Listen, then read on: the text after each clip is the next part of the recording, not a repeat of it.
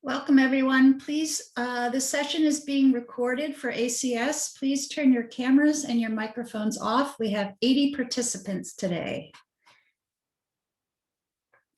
If you want to write anything into the chat, if you've never used the chat, it's at the bottom of the screen. Press the chat button and write where you're from, how long you've been associated with the ACS. And then as Ted gives his presentation, you can add any questions you have into the chat.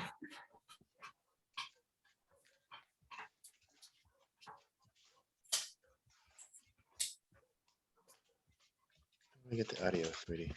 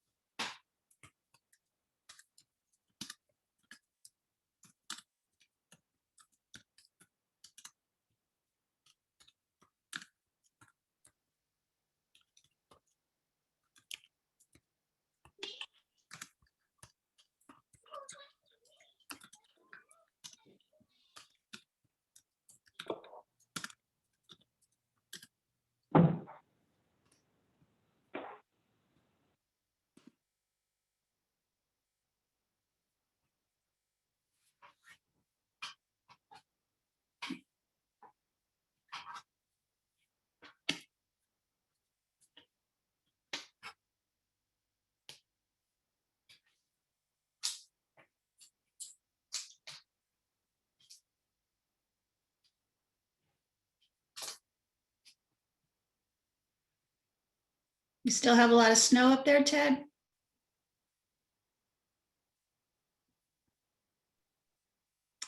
I can't hear you. You're muted. Sorry.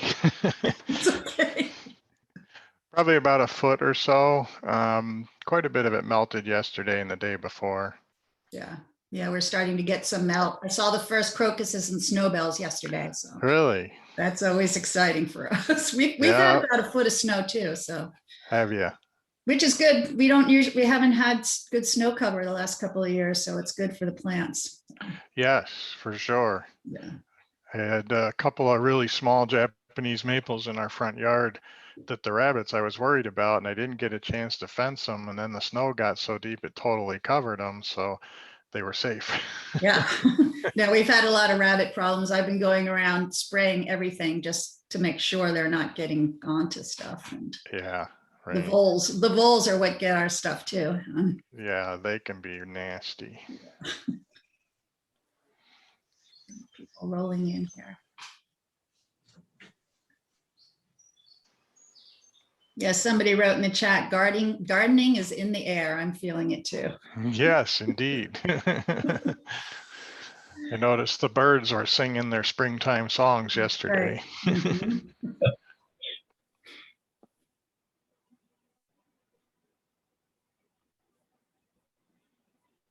Welcome, everyone. Thanks for coming in. We're going to begin right at noontime.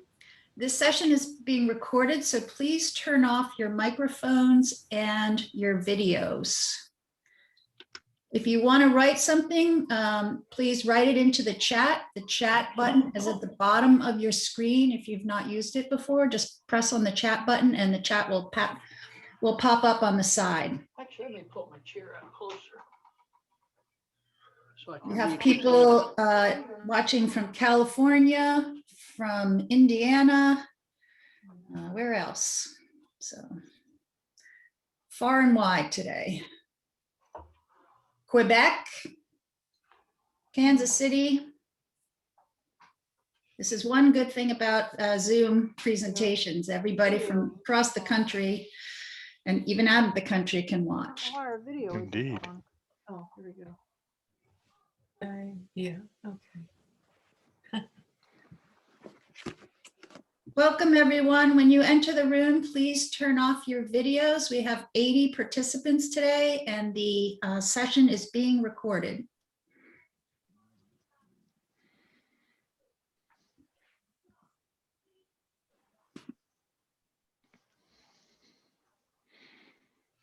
Hi, Frank. It's good to see you on the call today. Hey, are you able to hear me or am I on mute? I can hear you, but you're going to have to mute yourself once we get started. I better do that. Okay, You might want to take Thanks, Debbie. no problem.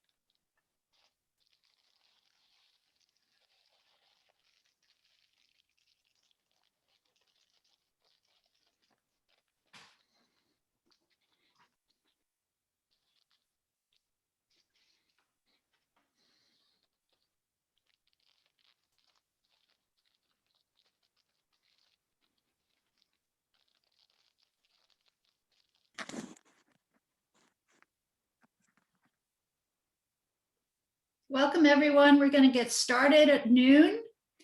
This session is being recorded, so please turn your microphones and your cameras off. We have 80 signups for this presentation today, so there's a lot of people in on the call. Welcome. Please use the chat if you want to write any questions or comments, or maybe where you're from, where you're viewing this, or how long you've been involved with ACS. And to use the chat, the button is at the bottom of your screen. You just press on the chat button, the chat box pops up, and you write information into the chat.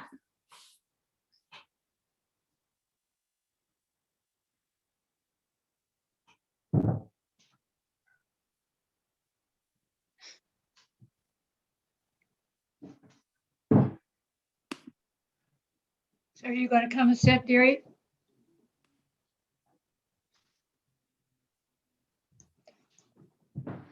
So if you want to ask them any questions, you may not want to, but there's chat. I think if you click on that, then you come on. You write out your question so you know exactly what it is you're going to say. And then I'll give you some paper and a pen.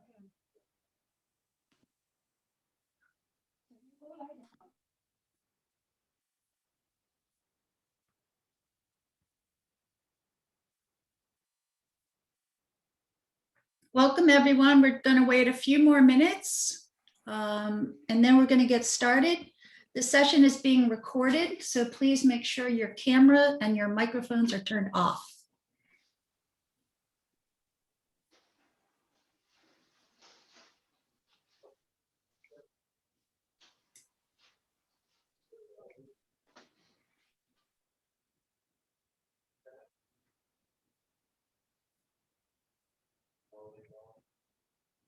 We've got people from Milwaukee, Wisconsin, Grass Valley, California, New Hampshire, Quebec, Utah,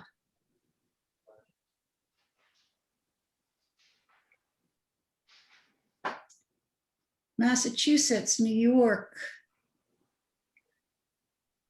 all over, Michigan, New Northern Jersey, Ohio. Ohio, Virginia Beach,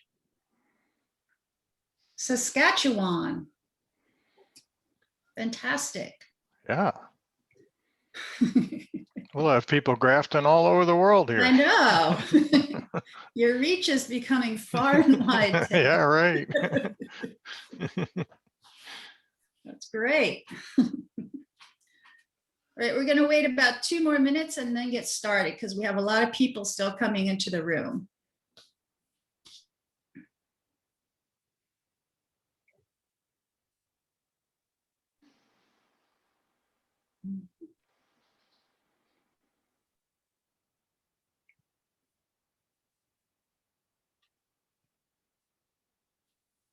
Olympia, Washington. Wow, this is great. Minnesota.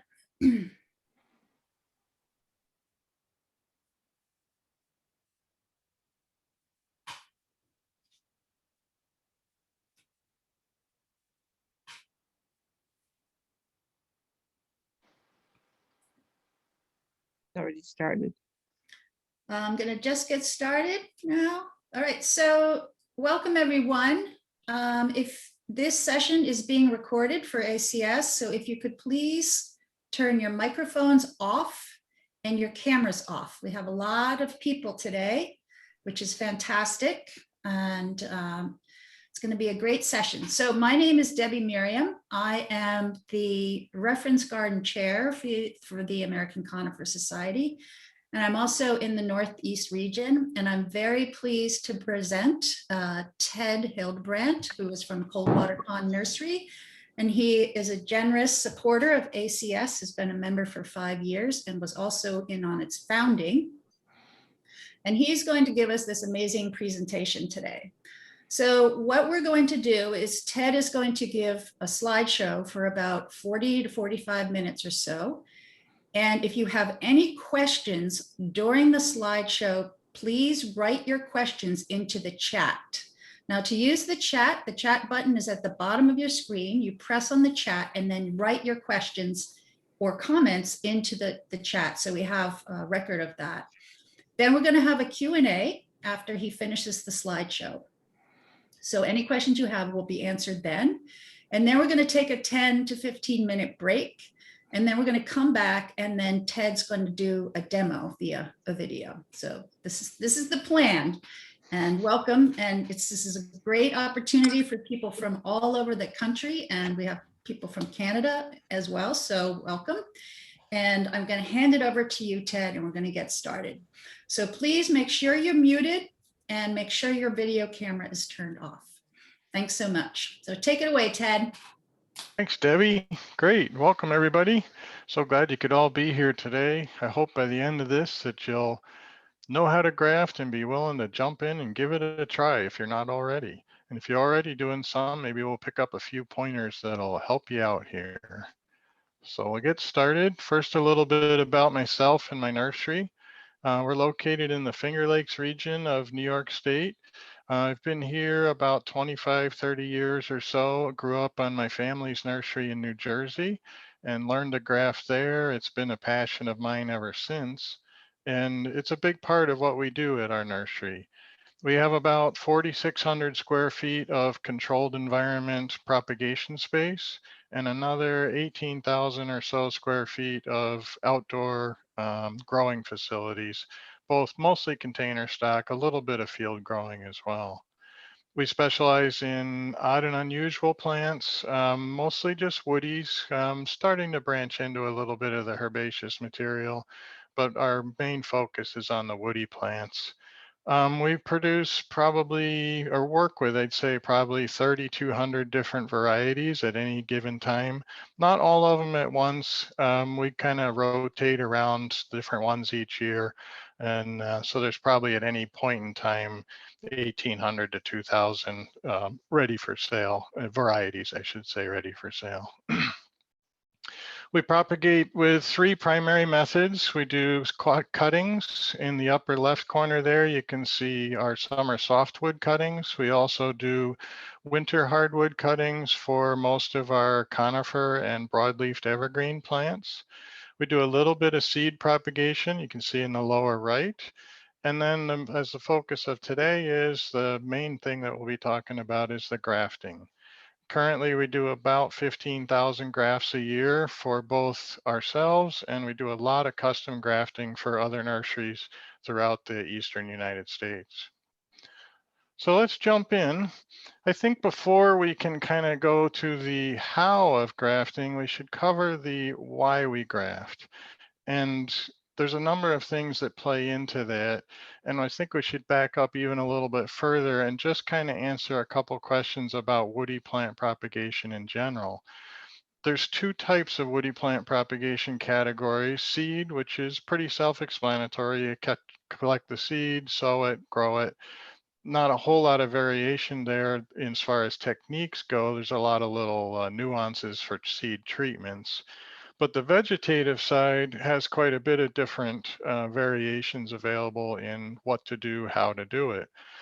It includes things like stem and root cuttings, division and layering, micropropagation or tissue culture, and then the grafting and budding. So the question becomes, why do we do both as propagators, and what would we select to do? Which technique would we select to do for a given particular plant? The propagation by seed, it's relatively easy, it's inexpensive. So from a nursery standpoint, we can do a lot of plants for a relatively low cost, and that gets attractive.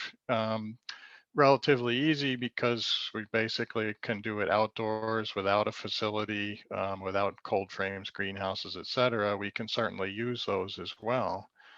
And then the other thing about that's real important with propagation by seed is it promotes genetic diversity. And that's a big deal for when we're trying to get plants out there in the landscape and the environment that are going to be resistant to upcoming disease pressure, insect pressure, climate pressure, etc. So those are all reasons why we may propagate something by seed. For vegetative propagation, what it is, it's the exact clonal duplication of desired traits. So those traits can be things like physical traits, such as the leaf color or shape. This is Aesculus turbinata marble chip, one of Tim Brotzman's introductions from Brotzman Nursery in Ohio. Fantastic plant. You can grow it by seed, but the variegation probably won't show up true to type on the germinating plants. Here is Pinus thunbergii Ogon genomi, and similar idea, it's got a great leaf characteristic. We could grow it from seed, but the characteristic may not transfer over to the progeny. Whereas if we select vegetative propagation methods, then we're assured that each of the plants we grow will look just like the parent plant. Some other physical traits that we may want to duplicate and be the reason we would select vegetative propagation is the habit of the plant. Here's a weeping purple leaf beech, Fagus sylvatica purpurea pendula, as well as a dwarf white pine, one of the really nice ones, Pinus strobus hershey. And both of these plants here would probably never set seed, or if they did, it'd be pretty rare when they're quite old. And so seed propagation is kind of ruled out at that point, and that leaves us with vegetative propagation as the method of choice, both for making sure we duplicate those traits, as well as it may be the only method available to us. Other things in the physical traits category that we may want to duplicate are things like flower color, such as the Cherokee Brave Pink American Dogwood, as well as this lilac with the nice little white ring on its flower here, Syringa vulgaris sensation. Kind of a side note on that, Syringa, most of the lilacs today commercially are produced via tissue culture. But this particular one, if it is run through a tissue culture lab, the tissue culture process tends to clean out that white ring around the petal. And so this one is one that, even though it can be done by tissue culture, a nursery may prefer to select to do it by summer softwood cuttings to ensure that their crop all have this nice flowering to it. So other things that are desired traits that we may want to duplicate and would be the reason to select vegetative propagation are things such as fruit flavor, color, size, if it's a fruit tree, or hidden traits, something like hardiness, tolerance of a certain growing condition. Perhaps we have a plant that will tolerate a dry, hot climate where most of the species won't, then that particular selection would want to be vegetatively propagated to ensure that each of its progeny will maintain that characteristic. And also resistant to disease or insect damage, and I'll talk a bit about that a little further along how it relates to some conifers. So back to our list here with the types of woody plant propagation. We kind of go over which one we would select. We would select seed propagation if we're going to look for genetic diversity and we want to have a lot of plants for a low cost. We'd select vegetative propagation when we want to exactly duplicate certain characteristics of the plant. And going to the bottom of the list, the subject of today's talk, the grafting or budding, why would we choose this particular method over the other vegetative methods? Because some of the other ones may be easier or lower cost, but the grafting or budding is going to be a particular choice in certain applications. So things that would guide us towards choosing grafting, it may produce a more reliable results than other other vegetative propagation techniques. So for instance, back to the very first slide we saw with the variegated horse chestnut, that plant there is almost impossible to root from a cutting. We've already ruled out seed propagation because we want to do exact duplication of those characteristics. And it doesn't lend itself to division or to layering, or a micropropagation might be a possibility, but if it's a low volume plant, the cost of that is a bit prohibitive. So that leaves grafting as probably our method of choice to use. Another reason to choose grafting over the other techniques is we might want to use a rootstock that contains genetic characteristics that will protect or alter the appearance of the plant.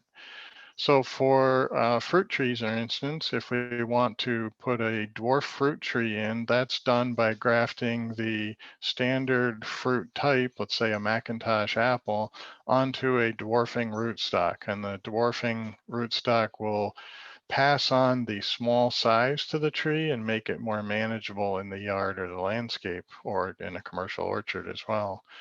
And the best way to do that is with grafting. So that would be the method of propagation we choose.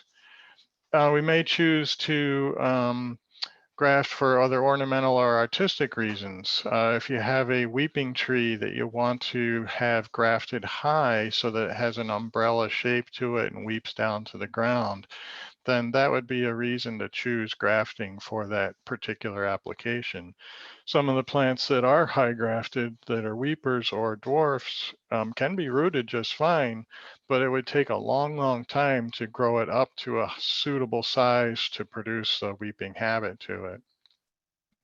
And then in the lower right corner there, you can see a picture of some of Axel Erlandsen's work. He was a gentleman from California back in the 1950s and possibly into the 60s who had a passion for grafting and developed a whole series of trees that he called the circus trees.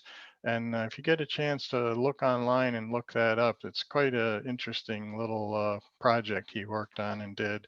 He would create trees of different shapes with them through methods of grafting, and the trees would continue to grow in those shapes. And that particular photo there is Axel's daughter standing next to one of his heart trees that he made.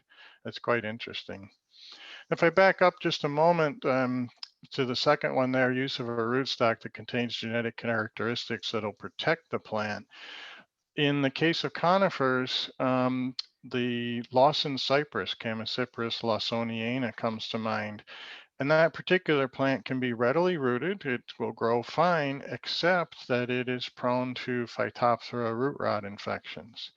there exists today disease-resistant variants or selections of that Chamaecyparis, and they can be used as a rootstock for the other cultivars that are susceptible. So it's a way, grafting is a way that we can produce a conifer that has the physical characteristics we want, and at the same time has one of the hidden traits in its resistance to the Phytophthora. And grafting is the way to ensure that. So some of the plants commonly propagated by grafting are the edible trees, fruit trees, wine grapes, nut trees, citrus, and vegetables. That's becoming quite a big deal now. It's been popular in Asia for some time, but we're seeing more and more of the vegetable grafting here in the United States. And then on the ornamental side, shade trees such as the beeches, honey locusts, ginkgos, etc., are often done by grafting. Small ornamentals such as dogwoods, witch hazels, and the Japanese maples are suitable for that. Conifers, which we'll be talking about today, most all of them are good for grafting. Some of the Chamaecyparis and easier to grow, easier to root plants, we may choose cuttings over grafting, but they still could be grafted if you so chose. And then a number of shrubs, vines, and ornamental cacti are also quite commonly grafted as well. In theory, you can graft anything. It's just a question of whether it's practical to do it or not. And that's why some things like the shrubs, there's a couple on that list there for grafting, but most of those will be done by cuttings or seed grown. So let's talk a bit more about grafting. Grafting is a natural process. In this photo here, you can see two maple trees. This is actually a pair of trees growing at the back of our property. Our farm borders up against an old railroad bed, and along the railroad bed are these two trees. They grew up right close to each other, and all the way up the tree, about every 6 feet or so, there's one of these natural graft joints. There's probably 6 or 7 of those up the full 30 or 40 feet of the tree at least. And what happened is as the two trees were growing close together and the wind rubbed them together, it exposed some of their inner tissue. And then when the wind had been dead for a while, then the two trees knitted together.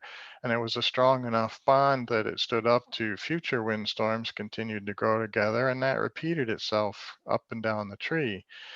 And so it's this natural tendency for the trees to be able to do this kind of healing and bonding that we're able to exploit as propagators and make it work for us in what we're trying to do when we're duplicating a plant. There's a couple of terms that we should understand before we get into the actual grafting. The rootstock is, or also known as the understock, that is going to be a plant that'll provide the root system we're going to use in our grafting and the future life of the plant. Generally speaking, the rootstocks will be seed grown, but in some cases they may be cutting or some other asexual or vegetative propagation method was used to propagate them. In the case of what I mentioned before, the Lawsonian cypress, the rootstock, the disease-resistant rootstock, would be rooted from cuttings, and those cuttings would then be grown up and utilized as our rootstock for the grafting process. For the majority of the other grafts that we do in our nursery, though, we use seedling-grown rootstocks, particularly strains that are strong growing that'll give us a very healthy, uniform rootstock to work with. So another term to know is the scion, and this is the vegetative portion of the parent plant, the plant that we wish to duplicate, that'll be grafted to the rootstock. The scion is going to have all of the genetic material in it that we're have in the original parent plant. And so as it grows on its own, even though it's been grafted to a different plant, it'll still maintain the characteristics of the original parent plant. Sometimes the rootstocks can have an influence on the subsequent graft and the plant that grows out. Like I mentioned with the apple trees, where the rootstock will actually dwarf or hold back in size the scion that's placed on it. The opposite can happen occasionally too, and so you may have a situation where something you grafted on there gets a little bigger than you expected. In that case, grafting may not be the best choice to use, and uprooting it from a cutting may be a better selection. But for the most part, the scions don't change a whole lot. Once they're placed on the rootstock, they just continue to grow as they were on the parent plant. And the last term that's important to know is the cambium layer. We'll get into this a bit more when we actually go through the grafting in detail. But essentially, this is a thin layer of tissue that's located directly underneath the bark of the plant. It's usually green in color, although sometimes you'll see it as a purple or a red, depending on the coloration that the tree has genetically within it. It can also be kind of whitish in color. It's very thin. It is essentially the only living portion of the trunk or underneath the bark of the plant. And it's where everything will occur for transportation of the minerals, nutrients, water, etc., between the rootstock and the scion. And it's also where all the healing tissue, or callus tissue as it's called, will build and occur. Is between the scion and the rootstock is going to be right at that cambium layer. So it's important to know what it is and be aware of it. And further on, I'll have pictures that'll detail that for you. So there's a few rules of thumb to be successful with grafting. First of all, the rootstock and scion should be as closely related as possible. And I'll go over a bit more of this later on as well. You'll want to build a good foundation with a strong, healthy rootstock. In theory, you could graft onto just about any kind of rootstock as long as the scion and the rootstock are close enough related. But if the rootstock isn't strong, vigorous, and healthy, your graft will have a tough time knitting and growing, and the subsequent plant that you'll produce would probably be a little lackluster. So it's something that we really strive for in the nursery, is to make sure our rootstocks are in the best condition at the time of grafting and are as vigorous as possible. It makes a difference in the results you'll see. You'll want to do the grafting, and the grafting, I should back up. The grafting I'm going to be going over today is what we do here at our nursery in the Northeast United States. We primarily do most of our grafting in the winter. And so the process I'll be describing is kind of built around that calendar. So by doing the grafting in the winter, what our goal is to have a rootstock that is starting to grow, which is one we forced into that condition a little bit in a greenhouse. And we'll be grafting onto a scion that is fully dormant, one we collect in the wintertime. We refrigerate it if necessary, if we aren't able to graft it immediately, so that it maintains its dormancy.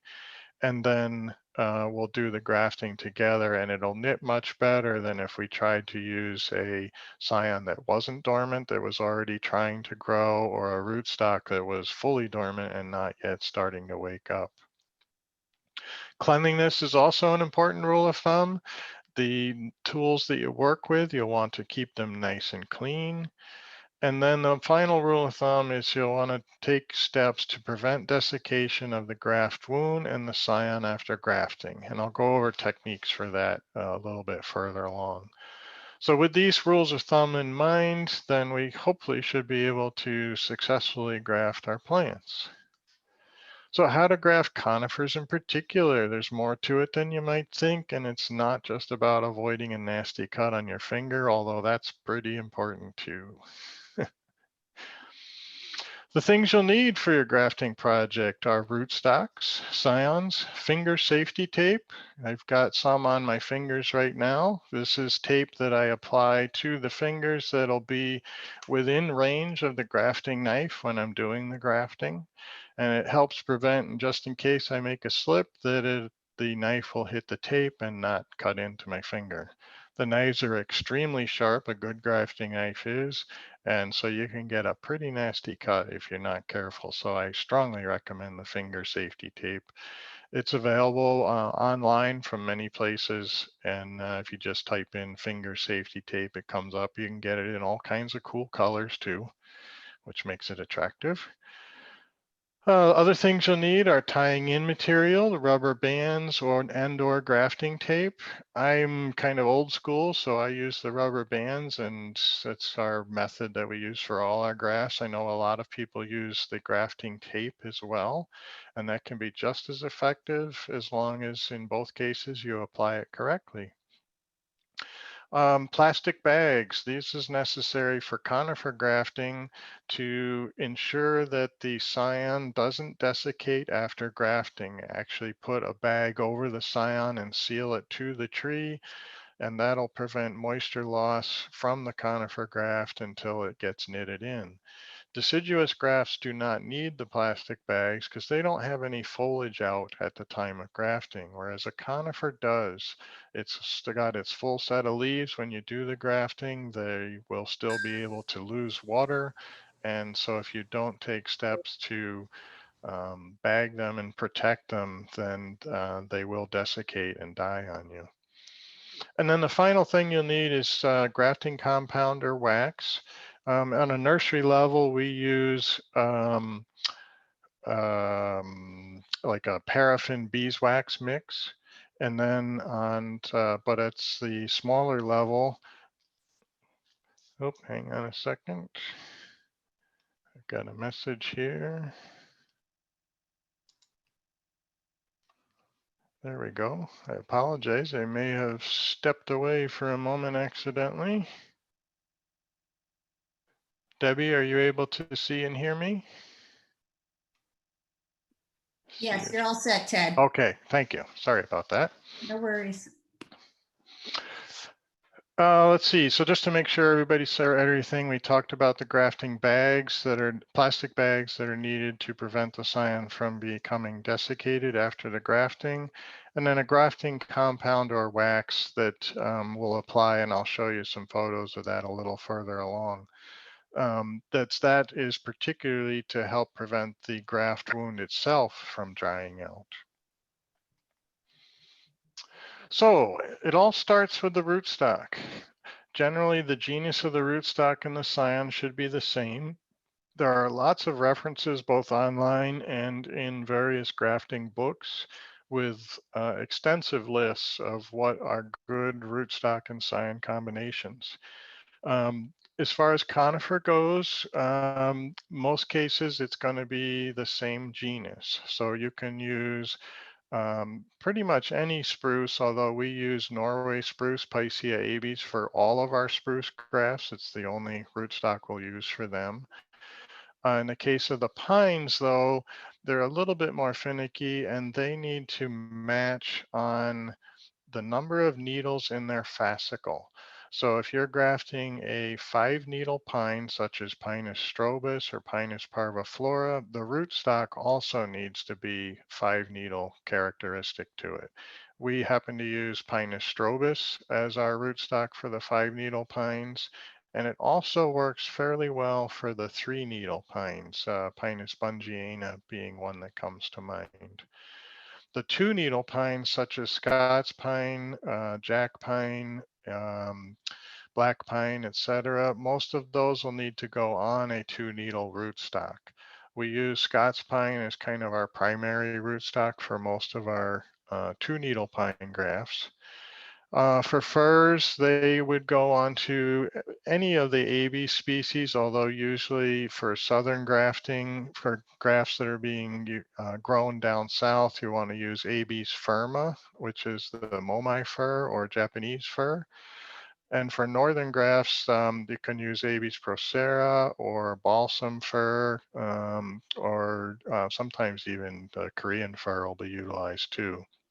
It kind of becomes a question of what's available as a rootstock to you as a grafter. As far as the age of the rootstock goes, 1 to 2-year-old well-established seedlings are the best. You can use a seedling that's older than that, but they start to lose some of their youthful vigor then, and the graft may not be as readily accessible for you. The thickness of the seedling should be about pencil thickness or so. And this will be a size that works well with most of the scions you discover or that you work with. If you happen to have cyanwood that's much thicker, you'll want to have a rootstock that's thicker as well. It's important that the rootstock is at least the same or thicker than the diameter of the scion you're going to put onto it. If you put a scion that's already broader in diameter than the rootstock, the two will never grow well together, and it'll be an unbalanced graft union that you'll have to deal with. You'll want to plan ahead as far as your rootstock goes. Bare root seedlings, if you purchase bare root seedlings in the spring for grafting, they'll need a season to establish themselves before grafting. So you want to pot them up in the spring and then grow them through the summer for the next winter's grafting. Plug or pot grown seedlings that you can obtain pretty much any time of the year, those may be immediately graftable, and you may not have to grow them a whole year ahead of time. You could purchase an already 1 or 2 year old pot grown seedling in the fall and then immediately graft it that very next winter. So a grafting calendar, this is, again, as I said, relates to us here in the Northeast and how we work with. In the spring, we'll pot up a rootstock if it's a bare root seedling, or if we're buying very small plugs. Sometimes we'll buy 1 year old conifer plugs that are too small to graft, and then we'll pot them up, grow them one additional season, and they'll be graftable the next winter. In the fall, we can receive or pot up rootstocks that are plug grown, and those will be immediately grafted that very next winter. Come wintertime, then you'll want to bring your rootstocks into a warm area for 2 to 3 weeks of preheating and clean them up for grafting. I'll show a few photos of that in a bit. And the preheating is important because, as I mentioned earlier, we'll want the rootstock to be just starting to come into active growth, but the scion to be fully dormant. And to do that, it takes about 2 to 3 weeks of preheating the rootstock ahead of time before you intend to graft. The other big thing in the winter that you can do is the grafting itself. And then come springtime, after the graft has started to knit in, you'll be working to gradually cut back your rootstocks. And that will continue through into the summertime. And at that point, you'll also be removing the graft bands and or ties. Now, in some cases, you may not necessarily need to remove those grafting bands or ties if the plant is planted outside and they were not covered in a wax coating, then they'll naturally degrade in the weather and come off. However, at our nursery, we always make a point of physically removing the grafting bands and ties each summer so that there's no chance of girdling. It also gives us a chance to do our final cuts on the plant and make sure everything's in good shape. So to begin our grafting process, we got the rootstocks, and here's an example of what we do for cleaning them up and getting them ready to graft. These are Norway spruce rootstocks. On the left there is a before. It's a 2 year old seedling that was purchased as a 1 year old plug. It was potted up, grown one season, and now it's ready to graft. And we've done a bunch of pruning to it. We took the top out of it and removed any of the lower limbs, as well as all the needles in the lower 4 to 6 inches. The reason for removing the top and as many of the limbs as we did is to allow enough light to get to the scion. On a greenhouse bench in the nursery where there's lots of plants placed close together, then the foliage from the rootstock can become so dense that it'll actually prevent the scion from getting enough light to do its job and heal and start to grow. So we remove a significant amount of that foliage just to allow us the light to get down to the scion. The needle removal in the lower 4 to 6 inches is important, so that gives us the location where we're going to graft. If you were going to be doing this grafting technique up higher, the same principles apply. You'd just be cleaning off a different area rather than grafting down low.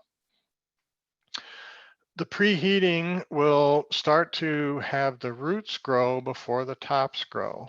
And so you can know that your rootstock is ready to graft once you start to see new white tips. And at the very center of that photo, you can see a big root that's running left to right, and it's got a nice bright white tip there.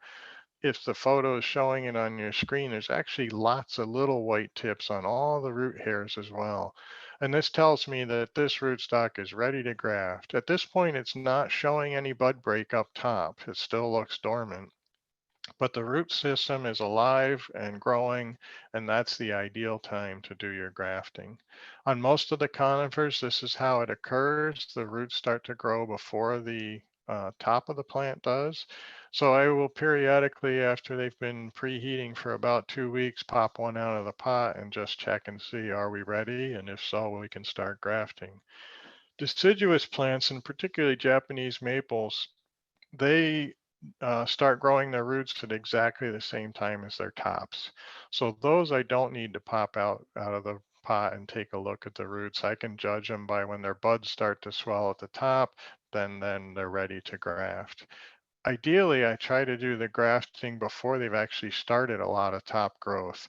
There's so much energy built up in those rootstocks early on that they heal in much faster if you can graft them when they've just started to break dormancy. If you're a couple weeks further on and there's already active growth on the top, you can still graft and it still may be successful. It just takes a little bit longer for the plant to heal in and for the scion to grow. So once your rootstocks are preheated and you're ready to do your grafting, you'll want to go out and collect cyanwood. And that'll want to be done whenever possible when it's above freezing. The scions are brittle when it's below freezing. You can damage tissue with them. They also may not have as much juices or fluid within them. They may not be as turgid on very cold weather, whereas when the temperature is above freezing, then they'll be fully turgid, lots of moisture inside, and maximum health for being able to produce a successful graft. Generally speaking, we'll be cutting the previous year's growth. On the left, you can see Pinus strobus diggy, and I'm cutting a scion there. Everything from my pruners up is what grew this past year. And that'll make an excellent scion. It's young, it's vigorous, and it's large enough to do the grafting with. So I only need 1 year's growth there. But on the right is a Norway spruce broom. This is an unnamed broom that my assistant discovered recently. And the growth on 1 year is pretty short. And it would be graftable, but it would be difficult. And so in the picture there, you can see the scion is actually 2 years old. There's the lighter terminal growth there that grew last year, and then the darker growth to the right that is the previous year's growth. And so in that case, I would use a scion there that's 2 years old. It's still young enough to have vigor for a good knitting job on the graft union, but it's not so small that it's going to be really difficult to work with.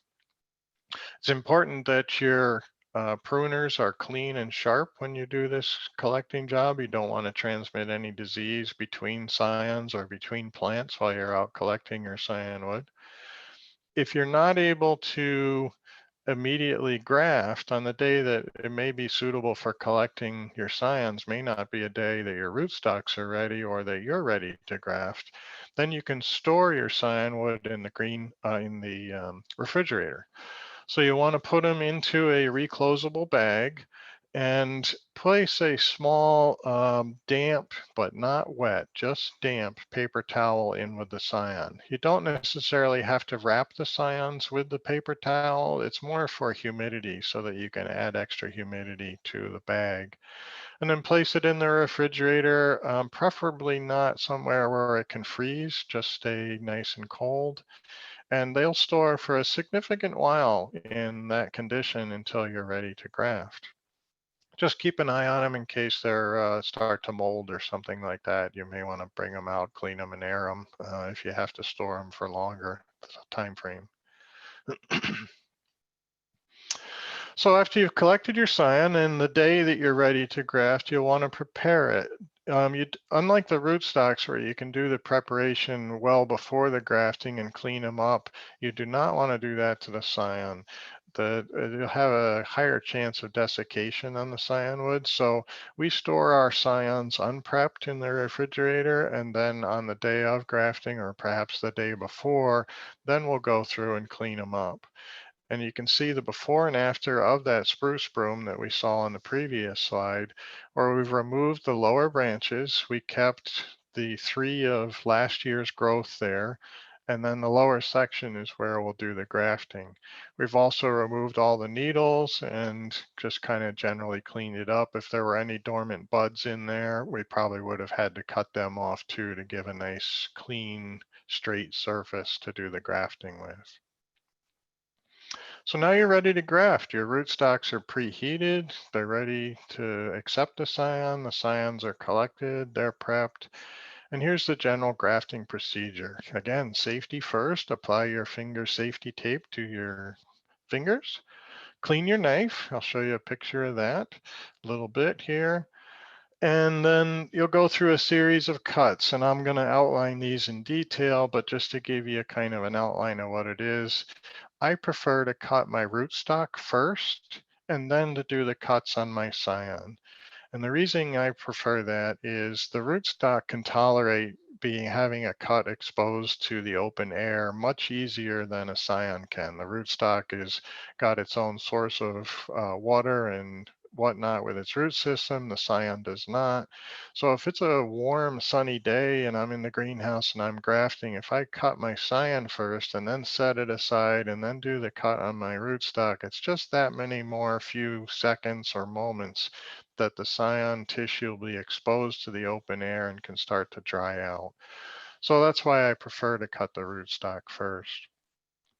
After both pieces are cut, then you'll be inserting and matching the scion to the rootstock. You'll be tying it in and then applying some sealant to the graft area to prevent desiccation. For the evergreen conifers, as I mentioned earlier, you'll be covering the scion with a plastic bag, and then you'll move your completed graft back to the heated area where you did the preheating so that they can knit together and start to grow on. So cleanliness is important in this process. We use alcohol prep pads, which are just little small pads that we can get from the drugstores for if you're giving yourself a shot or things like that. They work great for cleaning the knives, pruners, etc. They're convenient, and that's kind of what we've gravitated towards over the years. I clean my knife anytime I'm changing cultivars so that I don't transmit any disease that may have been in one previous batch of scions to the next. And anytime I make a cut into some tissue that I didn't like the looks of, I immediately stop, clean the knife so that whatever problem there was in that cut, I'm not going to transmit it to future cuts that I make. And then when working with the conifers, you'll find they're extremely sappy, and the sap will build up on the knife and actually prevent good cuts from occurring. They'll start to tear a bit just from the drag of the sap. So sometimes you'll have to stop midway through your process and grab a pad, clean off the sap. The alcohol cuts it quite well, and then you can proceed on from there. Something I didn't talk about earlier in the items you'll need for grafting is the grafting knife itself. And you can use utility knives and single edge razor blades and things like that for grafting, but those are all beveled on 2 sides, whereas a grafting knife is beveled only on 1 side. And that's extremely important for being able to do a straight, flat cut when you're making these rootstock and scion cuts. And a straight, flat cut is very important to be able to get good match of the tissue so that they heal quickly. A grafting knife wants to be razor sharp. It should be able to do a dry shave with it, and that way it'll cut the tissue nice and clean, again, causing it to heal very quickly and very free of disease as well. The grafting knives can range in price from very inexpensive to extremely expensive. It is a case of you get what you pay for. So if you're about to embark on a grafting project of your own, I think you would be happier at least with spending some mid-range money for your grafting knife. It'll have a sharper edge, the edge will hold up longer, and you'll be happier with the results you see going with that way. We use Tina brand knives made in Germany. They're excellent knives. The edge lasts a long time on them. I sharpen it with a razor strop, unless I did some kind of damage where I dropped it or something and I have to use a stone. But generally a strop is plenty good for keeping it nice and razor sharp. And the Tina knives are also quite expensive, but like I said, you do get what you pay for. Same goes for all the cutting tools. In that particular photo, you can see a pair of pruners as well as a pair of concave bonsai cutters. In both cases, we keep them as sharp as possible, as clean as possible, so that all the cuts we make will be very flush and will heal quickly. So now to the nitty gritty. So here we are with some photos where I'm starting for doing the rootstock cutting. The first cut you'll want to do, you want to start shallow and flat. And you can see as I'm on the left there where I'm starting to make the cut, the knife is almost laid flat against the trunk of the rootstock.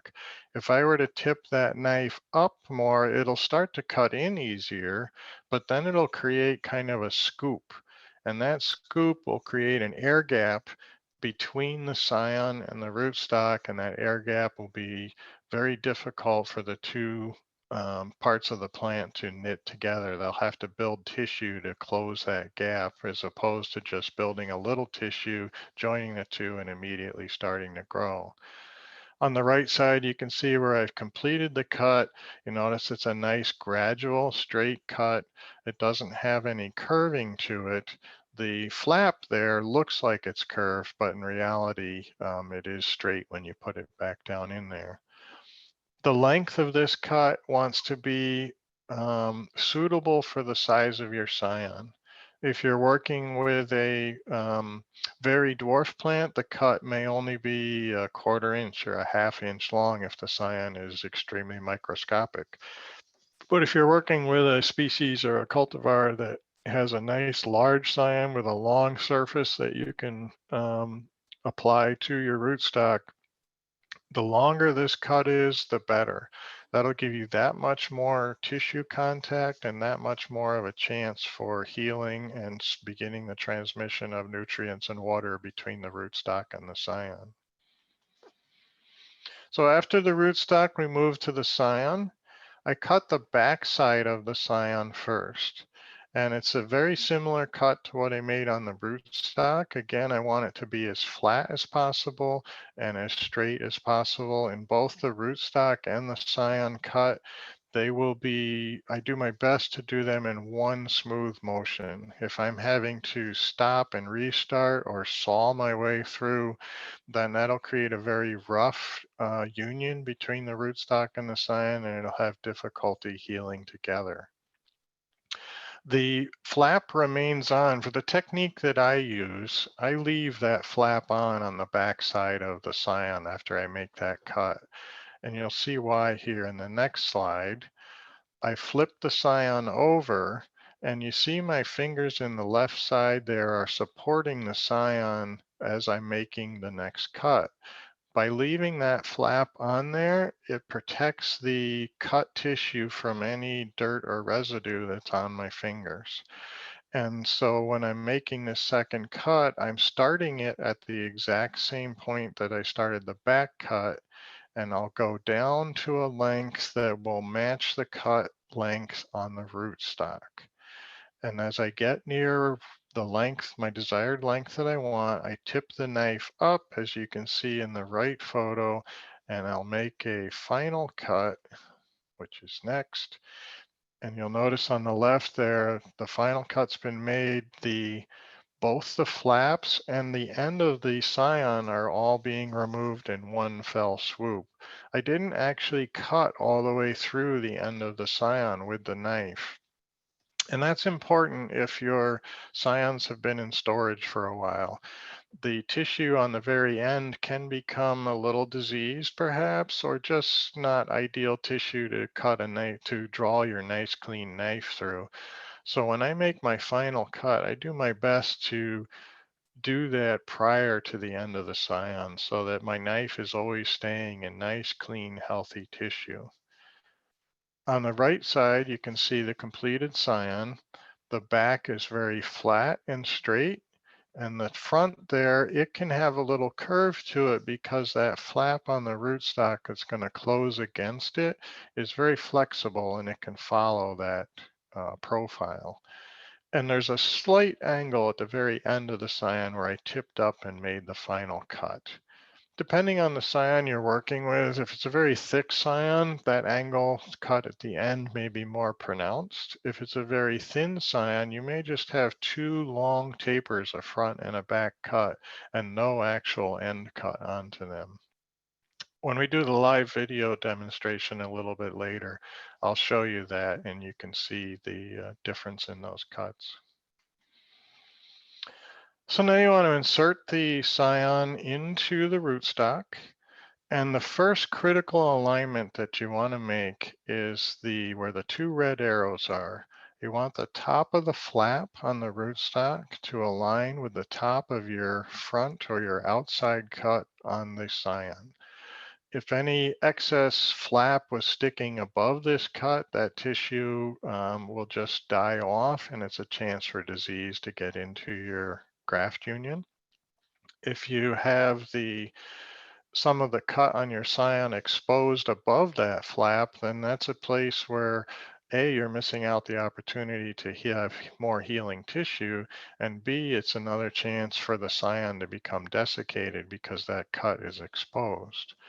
So I'll bring the scion into the rootstock cuts and then close that flap up and make sure that I've aligned that point, the top of the flap with the top of the cut on the scion.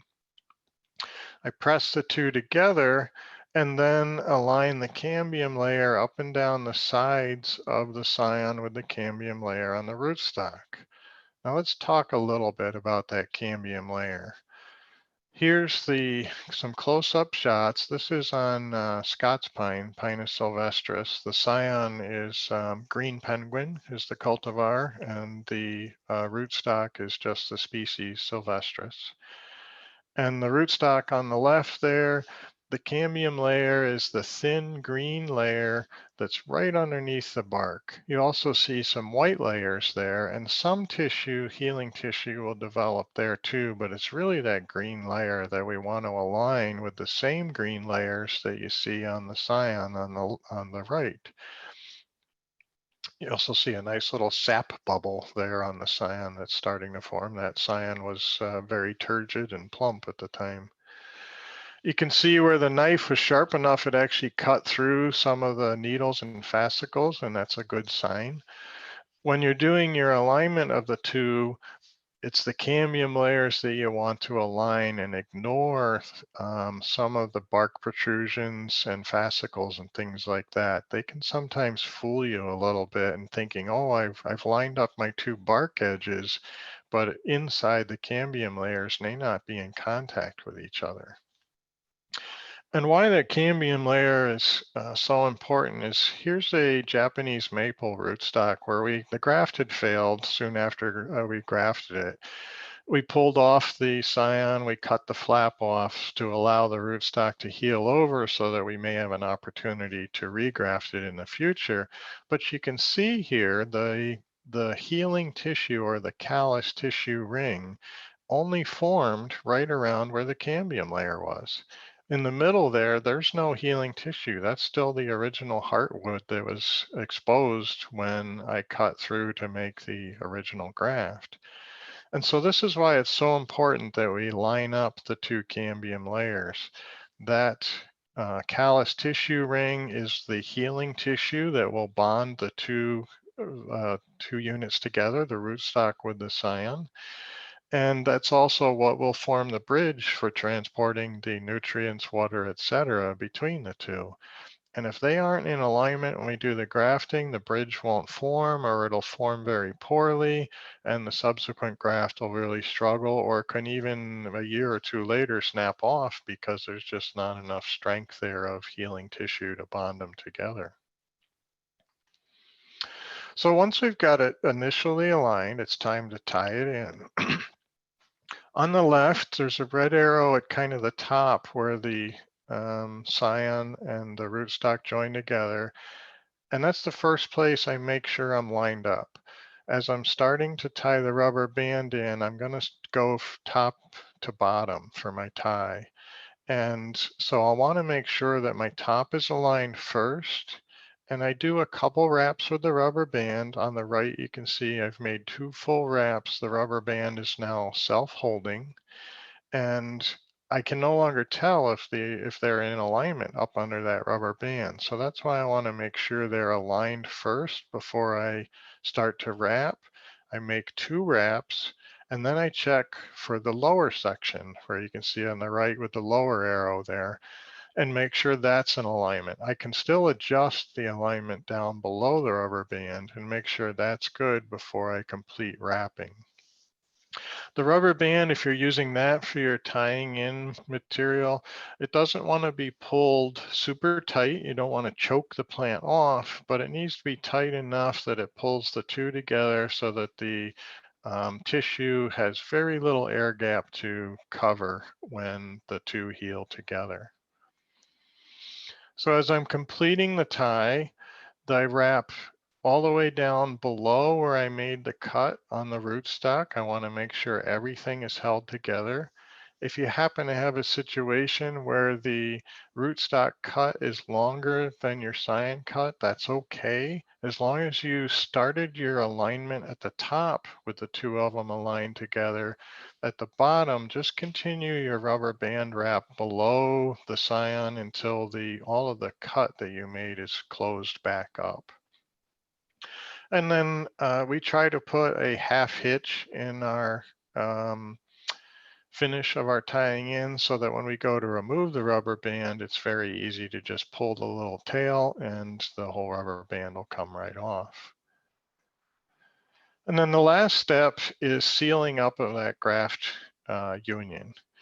In our nursery, as I mentioned earlier, we use a 50% mix of beeswax and paraffin wax that we keep melted to just above the melting point so it won't damage the tissue, but at the same time we can paint it on with a paintbrush. It's a little bit inconvenient if you're only doing a couple of grafts.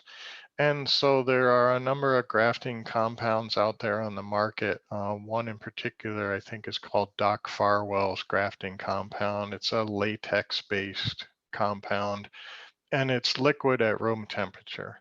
So that is something a little more convenient to use when you're just doing a few grafts, where you just want to paint up and seal your union.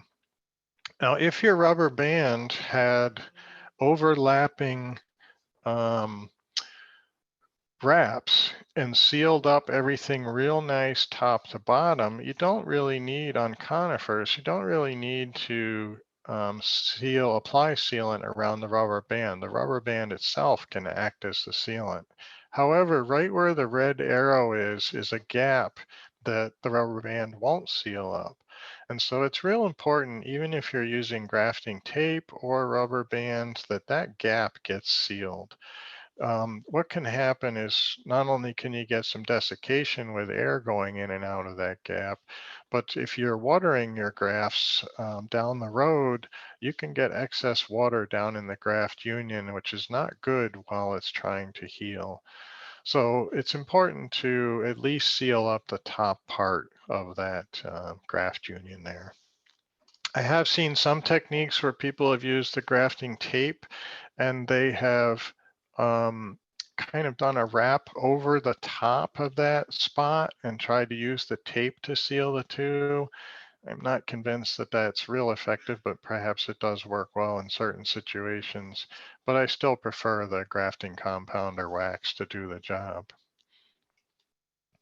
And for conifers, the control of the humidity is very important for the success of them after grafting. In the nursery, we use a large tent in our greenhouse that we maintain high humidity under the tent. All the conifer grafts go in the tent, and that high humidity prevents the scion from desiccating after the graft has occurred. And the scion needs to be in that high humidity condition until the bridge has been made between it and the rootstock. And you know that when the scion starts to grow a little bit, you'll see the buds start to break. At that point, we'll open up the bottom of these plastic bags if we're bagging, or in the case of the tent in the greenhouse, we'll start to ventilate it a little bit and start to acclimate the scion to the ambient conditions within the room. But for doing your own grafting at home or in your own garden situation, the bags work really great. And you can either do either technique you see there, where in one case a smaller bag is used and just covers the scion. In the other case, the scion was a little bit bigger and it was kind of difficult to cover just it. So I bagged the entire plant, and that works just as well. The one thing you do have to watch out for, though, is any mold growth within that bag. And if you start to see that, immediately ventilate it, get the mold cleaned off, and then if the scion still isn't knitted in, then close it back up, perhaps even putting a fresh bag on as well. So the aftercare of your grafts, you'll want a mild temperature, and this is the same for I preheat the grafts at about this same temperature, preheat the rootstocks, I should say, 55 to 65 degrees Fahrenheit. For conifers, they really don't like it very warm, and in our greenhouse, we try to keep our conifer greenhouse temperature down around 55. It's difficult to do on a sunny day, particularly later in the winter time, but it does help the conifers quite a bit. The warmer it is, the greater the chances for the scion to desiccate or to prematurely jump into growth before the knitting has occurred between the two, and the colder temperature helps to back that problem off. Deciduous plants are a bit different. We keep our Japanese maple grafting house and our ginkgo grafting house warmer, more closer to the 65-degree mark for them. They don't have that same desiccation problem, and they prefer a little bit warmer temps for healing in. You want plenty of light, but no direct sunlight, especially for the bagged conifers. That little bag will become a hothouse if it gets a direct ray of sun on it, which will then drive down the humidity and the scion will desiccate. So you want as much light as possible to give the plant the energy it needs to heal the wounds, but not direct sunlight that'll overheat the graft union or the scion. Monitor your media moisture. This is real important on the conifers, especially as part of the preheating process. When we're preheating our rootstocks, we do our best so that at the time of grafting, the soil isn't dry, but it's not overly wet either.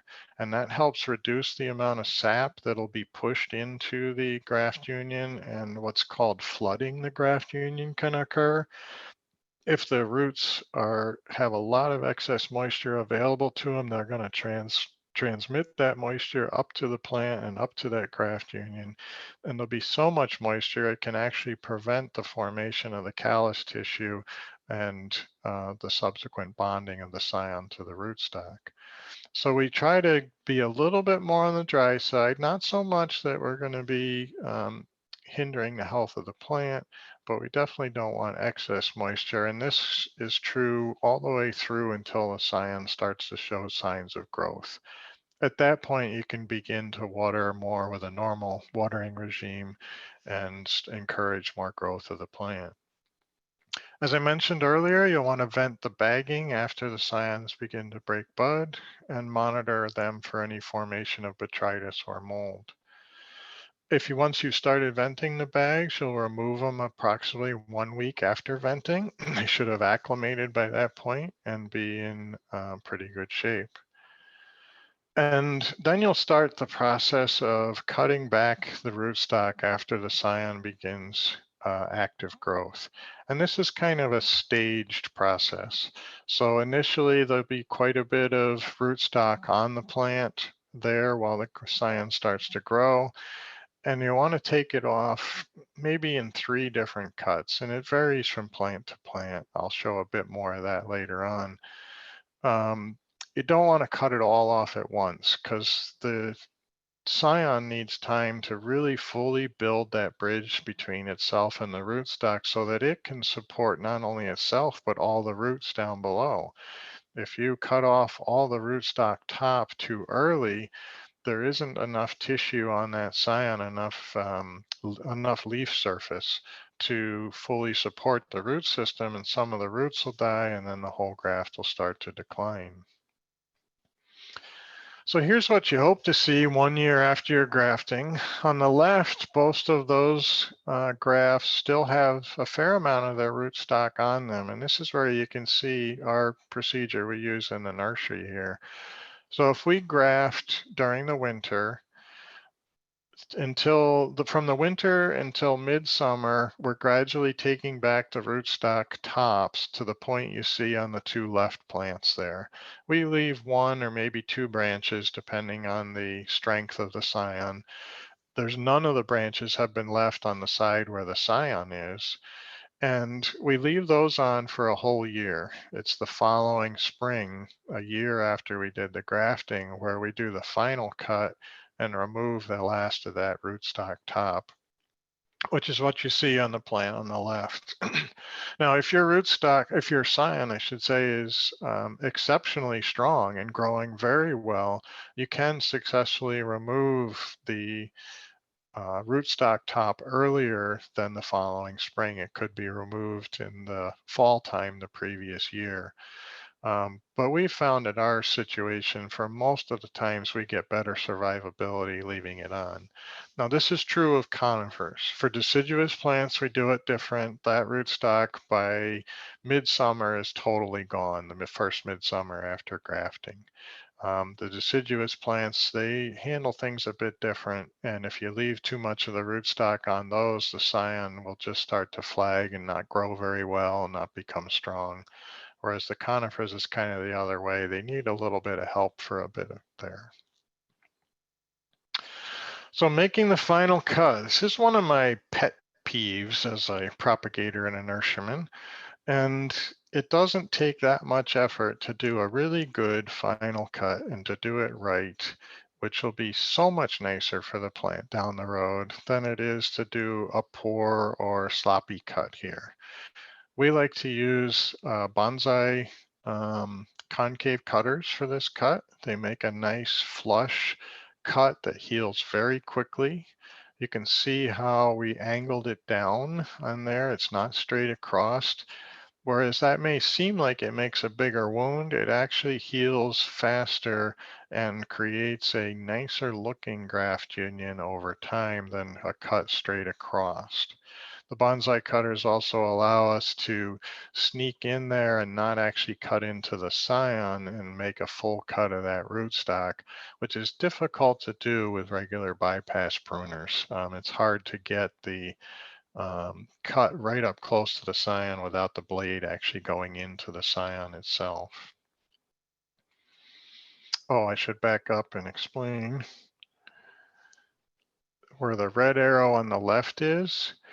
I start that cut right where the top of the union is between the scion and the rootstock. You can actually even be a touch below that point, but you don't want to be above it because it'll leave a stub that will kind of create some dead tissue, which you'll see in the next photo here. This is done by another nursery, and just I'm appalled, frankly. It's a case where the final rootstock was made probably at the point of the grafting here, when the graft was young, was probably almost an inch above the graft union. And you can see where that stub has died and created necrosis and almost a canker-like situation all the way down into the graft union.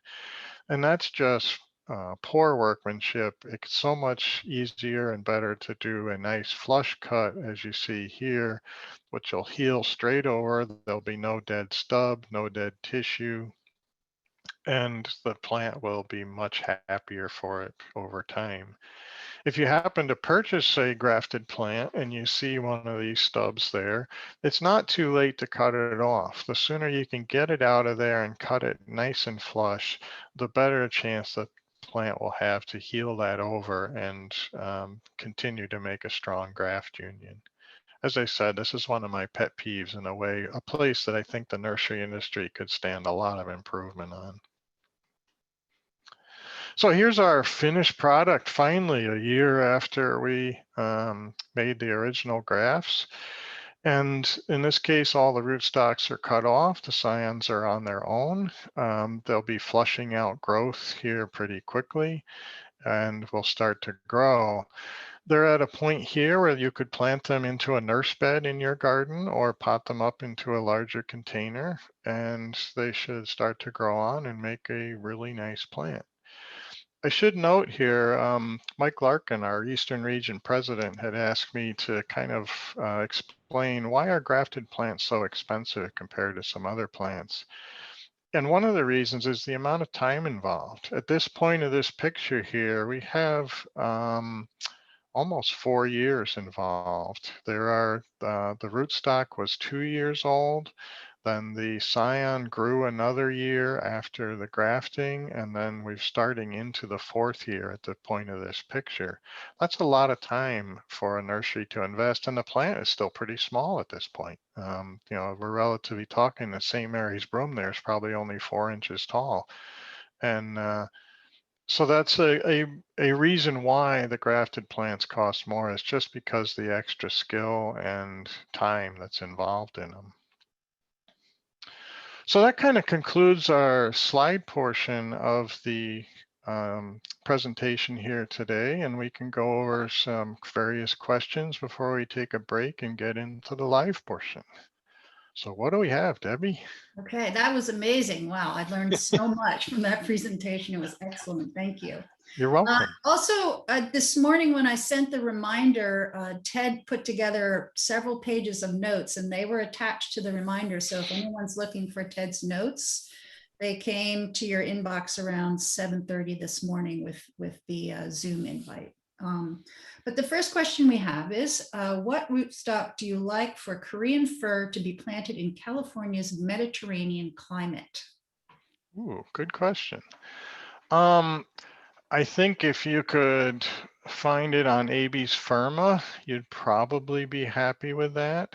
Some nurseries also use Korean fir as the rootstock for Koreans. And I would expect that might do okay as well, but probably not one grafted to balsam fir or some of the Eastern species. Some of the other ones that might naturally grow in a more arid climate are not good for rootstocks. We tried using concolor firs one year, and they weren't suitable for the grafting environment. So I'd probably lean towards Abies firma. And then a follow-up to that question, am I okay to do Korean fir on Abies concolor to better fit me in the Rocky Mountains? Similar to what I just said, in theory, yes, the concolor will grow really well there because of it likes that natural environment. The tricky part is concolors hate container growing on their own root system, and the grafting process involves about 2 to 3 years of container growing.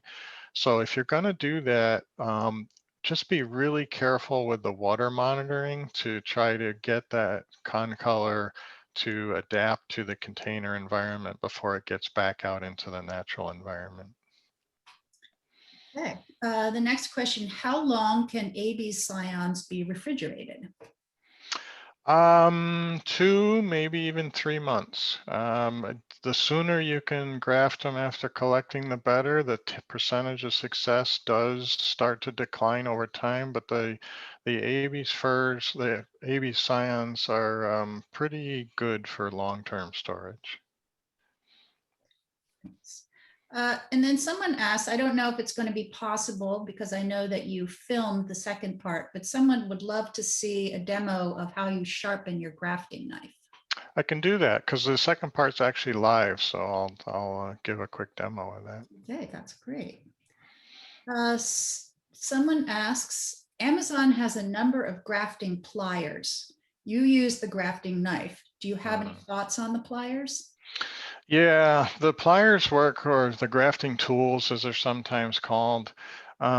They work really well for when there's an exact match of diameters between the scion and the rootstock for the first requirement. And then the second requirement is they totally, most of them anyway, totally remove the rootstock top, which you can't do with conifer grafting. You have to leave some rootstock on. When we do the live demo, I'm going to do a whip and tongue graft where I do totally remove the rootstock, but it'll be on a ginkgo, which is a deciduous species that can be done with them. You can remove the whole rootstock top at the time of grafting. So the pliers don't work very well for conifers for those two reasons. The diameters rarely match between the scion and the rootstock, and you can't remove the entire top. So I kind of think they're better for working with fruit trees, grapevines, things where the diameters match and the whole rootstock can be removed. Okay. Andy asks, how do you provide light but not direct sunlight in your greenhouses? Yeah, that's a challenge. So our conifer grafting house is covered with 2 layers of white, or first, let me back up.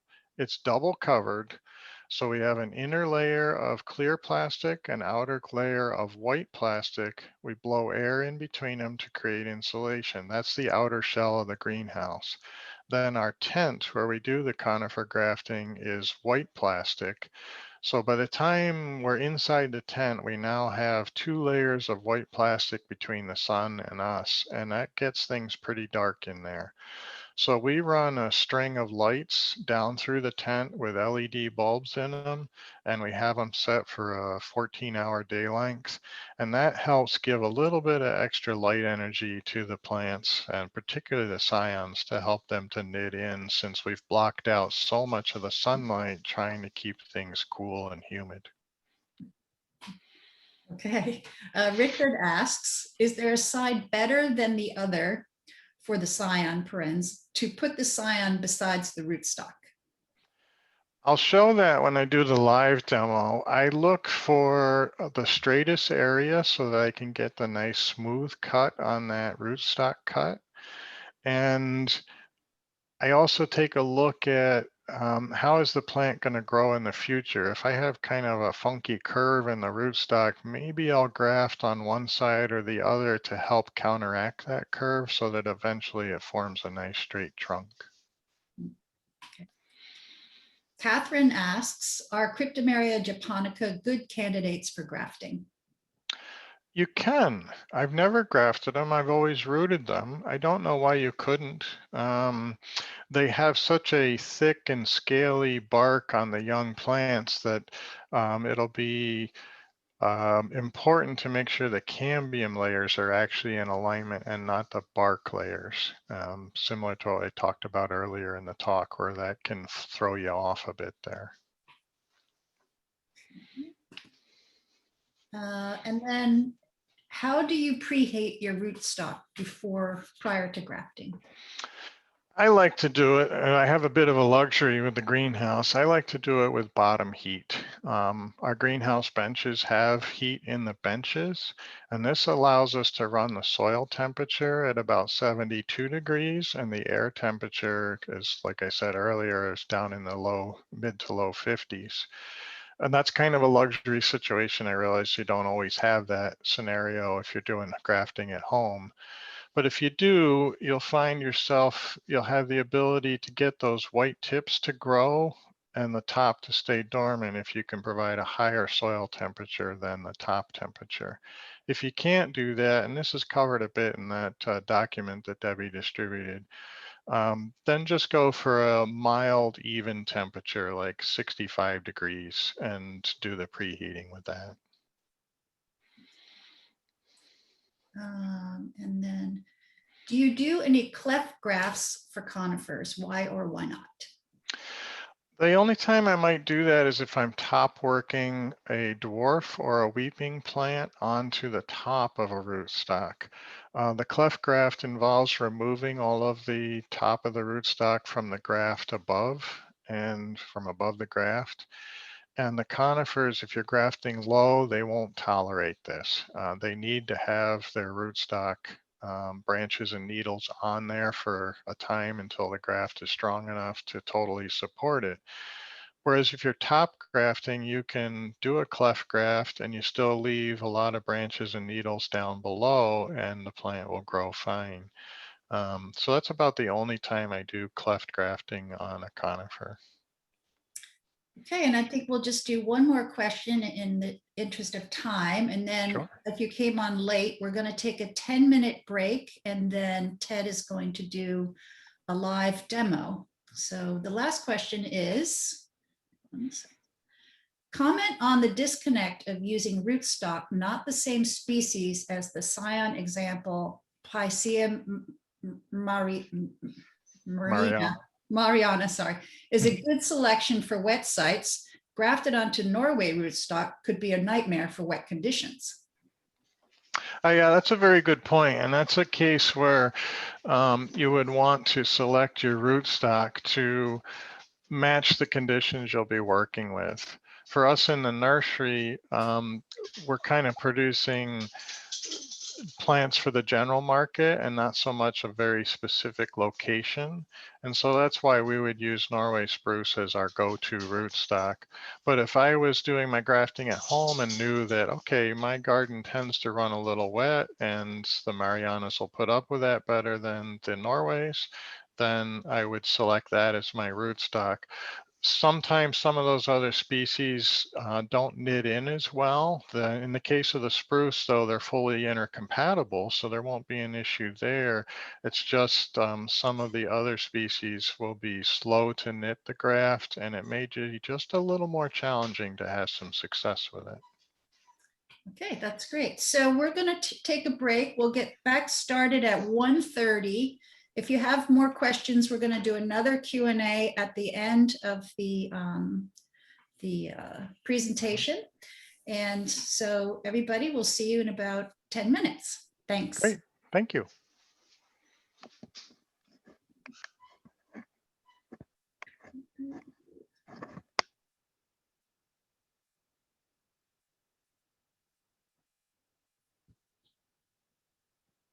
So Ted, and I know people are listening, but I just want to say that I'm a little concerned when you do your demo because of your internet, your voice has slowed only a tiny bit. Okay. So hopefully it won't be a problem. But otherwise, that was fantastic, and the recording's great. So. Okay, I'll be aware of that. Thank you. Okay.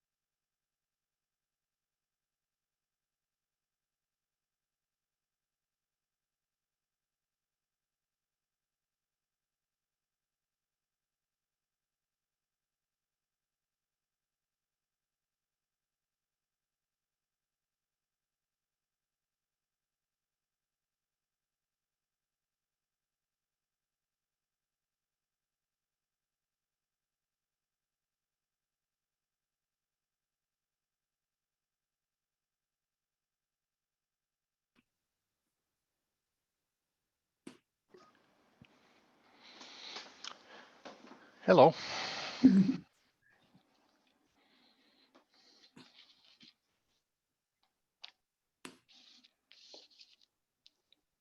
Okay, welcome back, folks. Ted has taken a little breather and he's ready to get started. So we'll go on with the second session. And as I mentioned, we'll do another Q&A after he finishes his presentation. So make sure your camera's turned off. This session's being recorded. Thank you. Take it away. Okay. So first thing I'll do is I'll demonstrate the sharpening of the knife as we talked about in the Q&A. It's a little out of focus here. Hopefully it's coming through for you. I use a 4-sided razor strop, and each of the sides I've incorporated a different grade of diamond paste into it, from a coarse right there to a medium grade to a slightly finer grade, and then the last section of the strop is just leather only with no diamond paste into it. I get these at shaving supply stores online. There's one called classicshaving.com that has a nice selection of strops.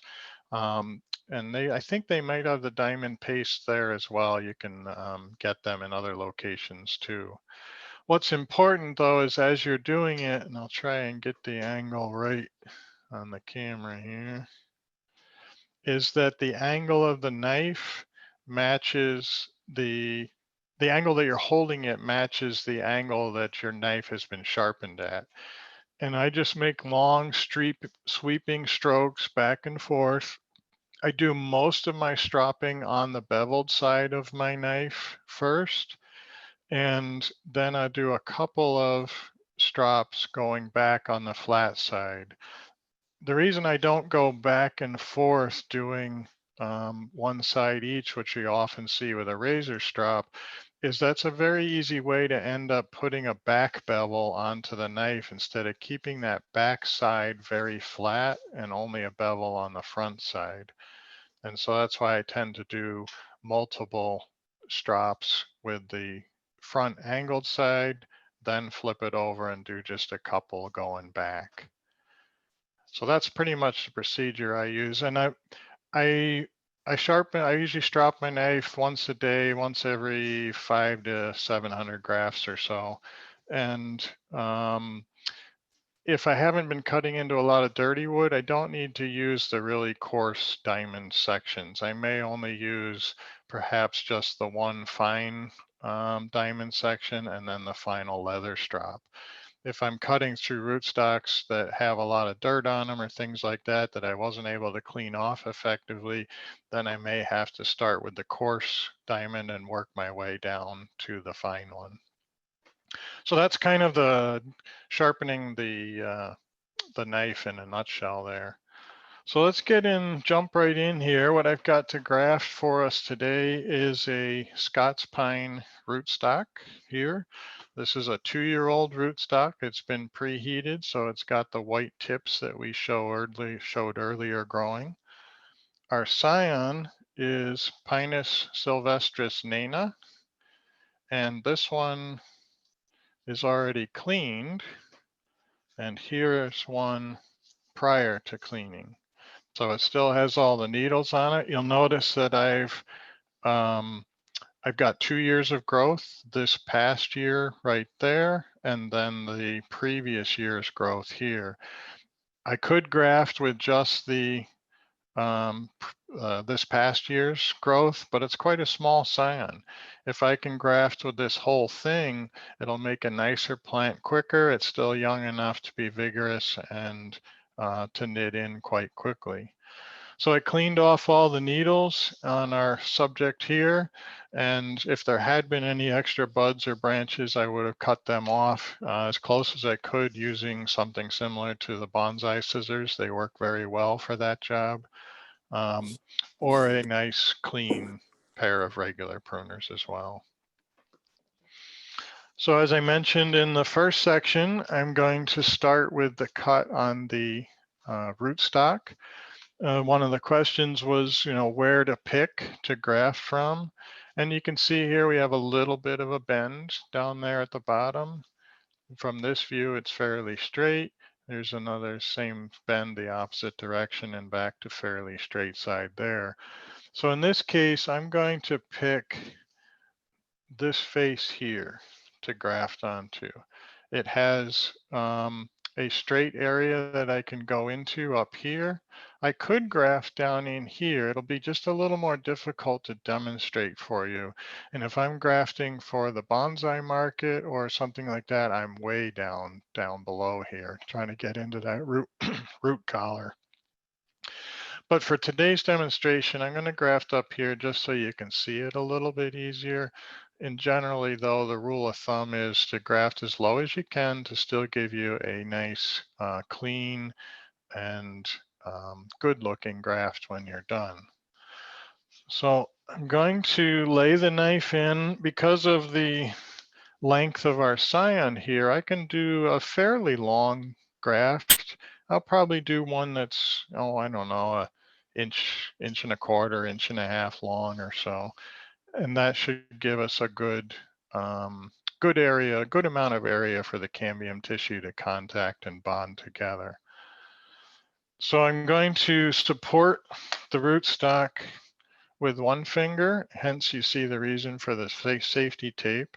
And I'm going to cut down towards my thumb, again, all taped up. And if I can get it to show for you, when I start, I'm going to have the knife as close to flat against that trunk as I can get. So I don't want the knife like this where it'll start to scoop in. I want it to be slow and straight and smooth for that. So, and just a question for Debbie, am I coming through okay? Are the images coming across good? Yeah, looks great, Ted. Okay. Very clear, very All clear. right. Thank you. Okay, so I'm going to make that first cut starting in and as straight and smooth as possible and down about the length that I predetermined. And you notice there's very little scooping at the top. Every cut you do here will tend to be a little different. The grain of the wood can grab the knife and pull it in sometimes, or it can cause it to skid along the surface. So you have to be cognizant of that as you start the cut and adjust your technique accordingly. In this case here, this one started to dig in a bit, and so I had to adjust it so that I didn't get much more of a scoop than I've already got there. Then I'll set that aside. And now choose where to graft on my scion. So this scion, you can't quite see it all here. It has most of its branches off to one side. Now it would seem like, oh, the easiest place to do the first cut, the back side to put against the rootstock would be on this side here, because you've got nothing up here to interfere with the trunk and so forth on the rootstock. However, what will happen if you do that is if we pretend the knife is the rootstock, the scion is going to end up tipped out. And by the time you're all done, you have this scion that's sort of growing sideways and not straight up and down. So I actually prefer to make the side where all the branching is to be my back side, what'll go against the rootstock. It'll force it against the rootstock a bit, but if the scion is small enough or flexible enough, that's not really an issue, and it'll create a much nicer graft over time. So with that being said, I'm going to start with my backside cut. Same deal like the rootstock. I'm going to try to be as flat and as close as I can, not tipped up onto the scion. And I've got these little leftover parts of the needle fascicles here that I kind of got to dance around a bit and do a cut down. In this case, I'll go a little bit longer than the cut on my rootstock, because when I do the front side cut, then I can compensate for that length and make it match up the rootstock. Then I'll flip it over, and this is where I'm going to leave that flap on so that my fingers can press against the flap. and not be contaminating that fresh cut. I'll start this cut at the same location, the same height that I started the back cut,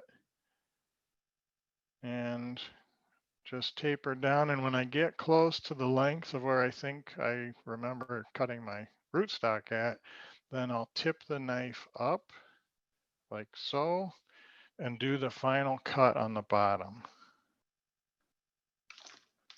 And then I got a flap, an end. I never actually cut through the end there where there might have been diseased tissue. And you can see a fairly straight back cut there.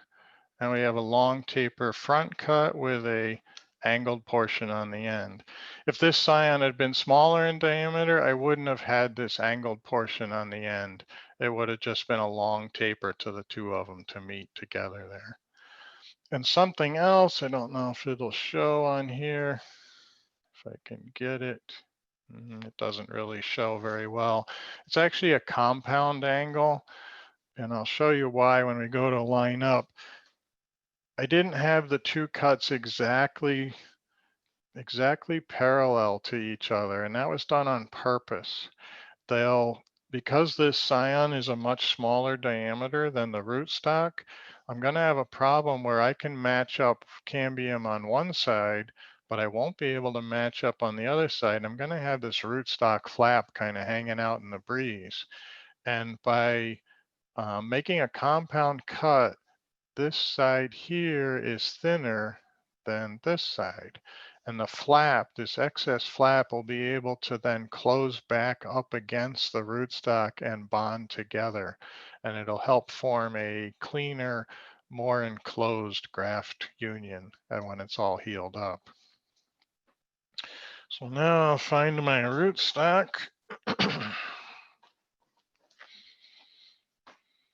And I'm going to insert the scion into it. We'll see if I guessed right on my lengths here too. I might have to trim the scion a little bit. Yep, I do. I made the scion just a little long, so I'm gonna do a little bit of a cut. Again, I'm not touching any of that fresh cut surface, but I'm just going to knock off the end like so. Make it a little shorter with that same bevel. And see how we are now. That's better. So it's probably difficult to see on the video here. I'm doing my best to line up the top, the flaps. If I peel it back, you can see, hopefully, the top of the scion cut is matching up the top of the flap. And then on this side, I've aligned my cambium tissue here. On the other side, there you can see, it's not aligned. We have a gap right there. But that's the best we can do because the rootstock was a bigger diameter than the scion, which is almost always the case. And the reality of trying to get the two to match is pretty slim because, especially working with a dwarf plant, it's just not going to be a situation where you'll have a scion as big a diameter as the rootstock. But this is okay as long as we can get this to close back up, which is the reason for the compound angle on the scion there. So now I'm going to get a rubber band and move some of my paraphernalia here. And I'm going to start wrapping it in. Again, it's difficult to see exactly where to start. You can see the tongue of the scion sticking out, and that's where I'm going to start wrapping, is right where that tongue is. So I close that up first. So I'm going to do all my aligning up here first, start wrapping, and then I'll realign down at the bottom. The technique I'm going to show you for tying in is not what I use for general work because the method I use is quite fast. It wouldn't show on the video, and it's also a little more difficult to do if you're just starting out. So this technique's a little easier to use when you're starting. So I'm holding the scion to the rootstock with my thumb and forefinger, at the same time holding the rubber band. And I'm gonna do 2 wraps and then check and see where we are for alignment. Right now it's self-holding, the rubber band's holding against itself.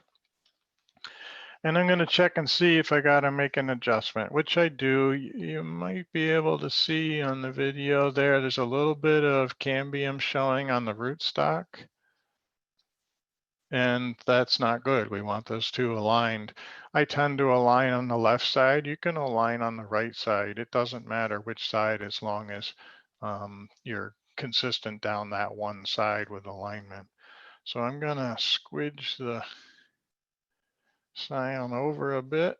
It's nice with conifers. They got that sap in there. It kind of lubricates that job. And once I'm pleased with the alignment,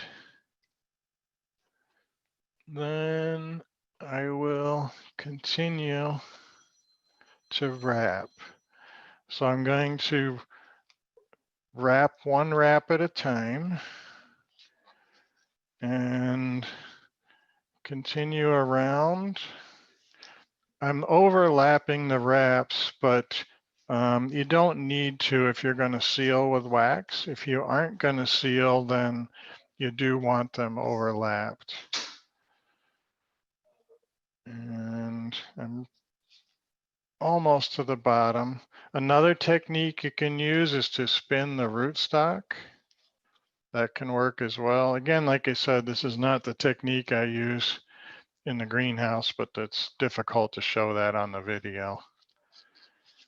And once I reach the bottom, I'm all the way down below the scion and my cuts there, then I'm going to tie it off. And to do that, I hold it with my thumb and forefinger. It's probably not going to show very well.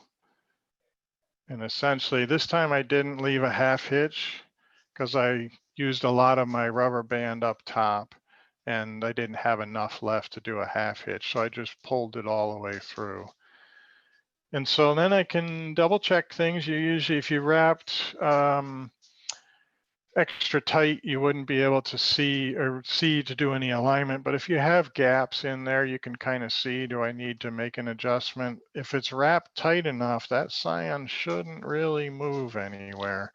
And you should be okay then to just continue. On this side here, it's difficult to tell, but most of that flap is closed up. We didn't have alignment on this side, as I said earlier, because the scion was smaller than the rootstock. But because the compound angle was there, it allowed the flap to close up onto that joint. And they should heal back together. You'll also notice that the scion is kind of crammed up against the rootstock. And like I said, whereas that may seem like not the way to go, it's actually going to create a really nice straight graft once you cut that rootstock off down the road. So the next graft I'm going to do will be a whip graft on a ginkgo. And in this case, we have a ginkgo rootstock. I'm going to totally remove the rootstock top and create a whip and tongue graft. I should back up and say the style of that graft that I just did was a modified side veneer graft, or in Europe, I think they call it a long tongue veneer graft because it has that long tongue on the side there. And so this style here will be a whip graft using the whip and tongue method. And it's a little different in that I'm going to start with the rootstock kind of opposite. The one important thing with the whip and tongue, though, to know is that the rootstock diameter needs to match the scion diameter. If the two don't match, you can't really effectively use a whip and tongue graft. It just won't heal in well and not work very good. And so this way here, I have a pretty good match if I find a location right about in there. and I can do a whip and tongue fairly successfully here. The ginkgo scion I have today is ginkgo biloba gnome. It's one of the dwarf shrubby ginkgos. It's a fairly short scion for a gnome. Sometimes they put out much bigger cyanwood, but this particular plant was kind of young, so we got a small scion off it. So the first cut I'm going to make, first I'm going to clean my knife with the prep pad, and that will ensure that we don't transmit any disease. Not that there's necessarily any cross-contamination between a ginkgo and a Scots pine, but just the general infection kind of situation. Also gets rid of any sap that I had from the pine. You want to be careful here because this knife is razor sharp, so it'll cut right through into my fingers, but being extra careful about that.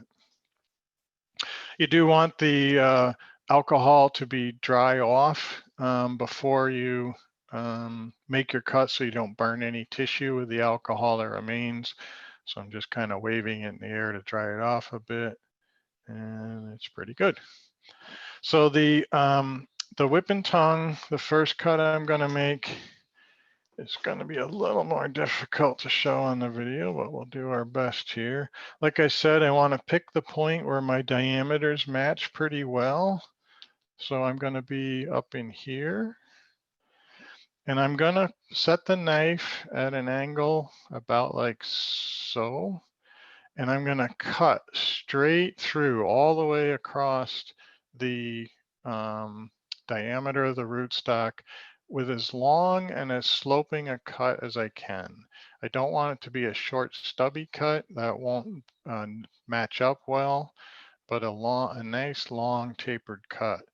You kind of only get one opportunity to do this right, so it's a little tricky. Let's see if I can do this, not holding it against myself here. There we go. So it wasn't quite as long as I would like. I'm gonna just try and cut it a little bit more here. There we go. That's a little better. I've got a little scoop on the end. I'm just gonna correct that a bit. So you saw I kind of doing this in sections there. That's not the best way. It should be one long, nice, smooth cut. But I'm doing it opposite the way I usually hold this against my body doing it. And so this is a little more of a challenge. See if I can get this right. There we go. So now we have a fairly straight, long cut. I'm going to put a tongue in it. I'll start about 2/3 of the way up, and I'm going to just put a tongue in like so. Try and get that in focus for you. There. So there's a little tongue. It's probably not showing up very good on the video. I do apologize for that. And this tongue is what will help hold the two pieces together. I'm going to do a mating cut on the scion and find a good spot to do it on. I got a couple buds to work around here. And hopefully, if I do my job right, we're going to have a similar length. Not quite. There we go. That's better.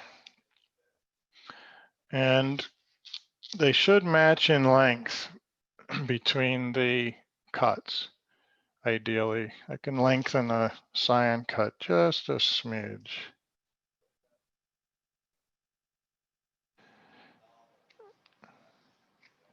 There we go. Yeah, that's a nice match there. Now I'm going to do a matching tongue on the scion.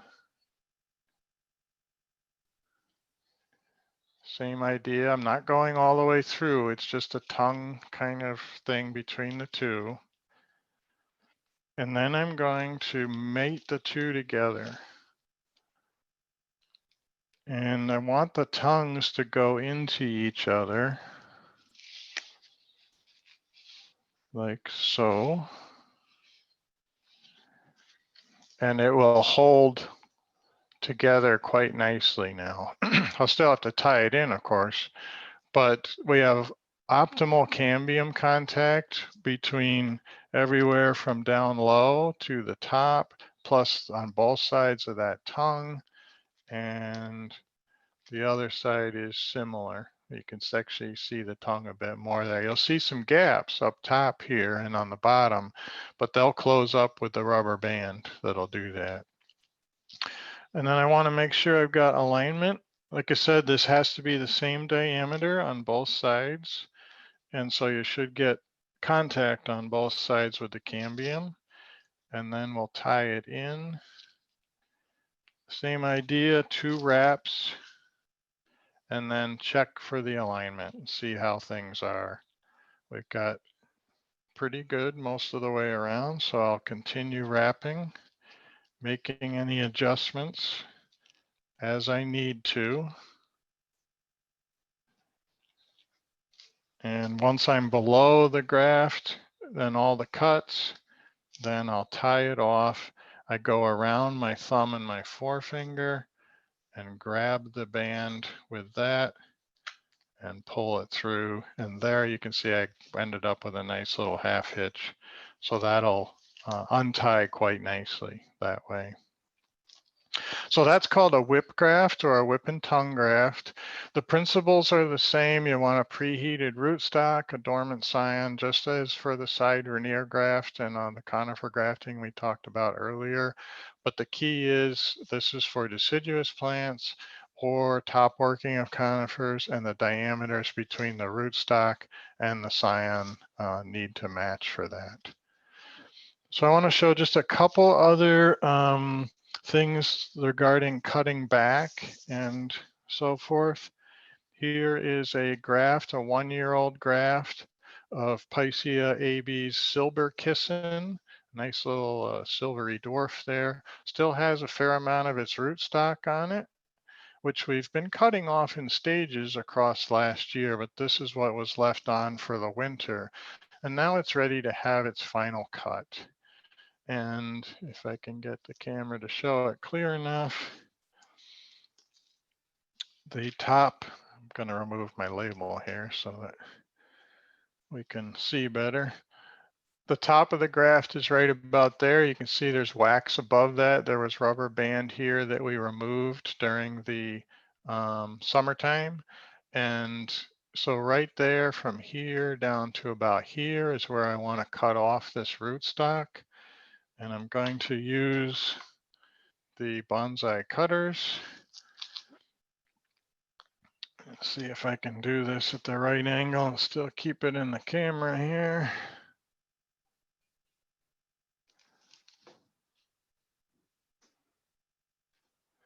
So there I am lined up with the tip of my cutter is at the tip of the where the graft union is, and then I'm angled down from there, and we'll squeeze and cut and see how we did. And it's pretty nice.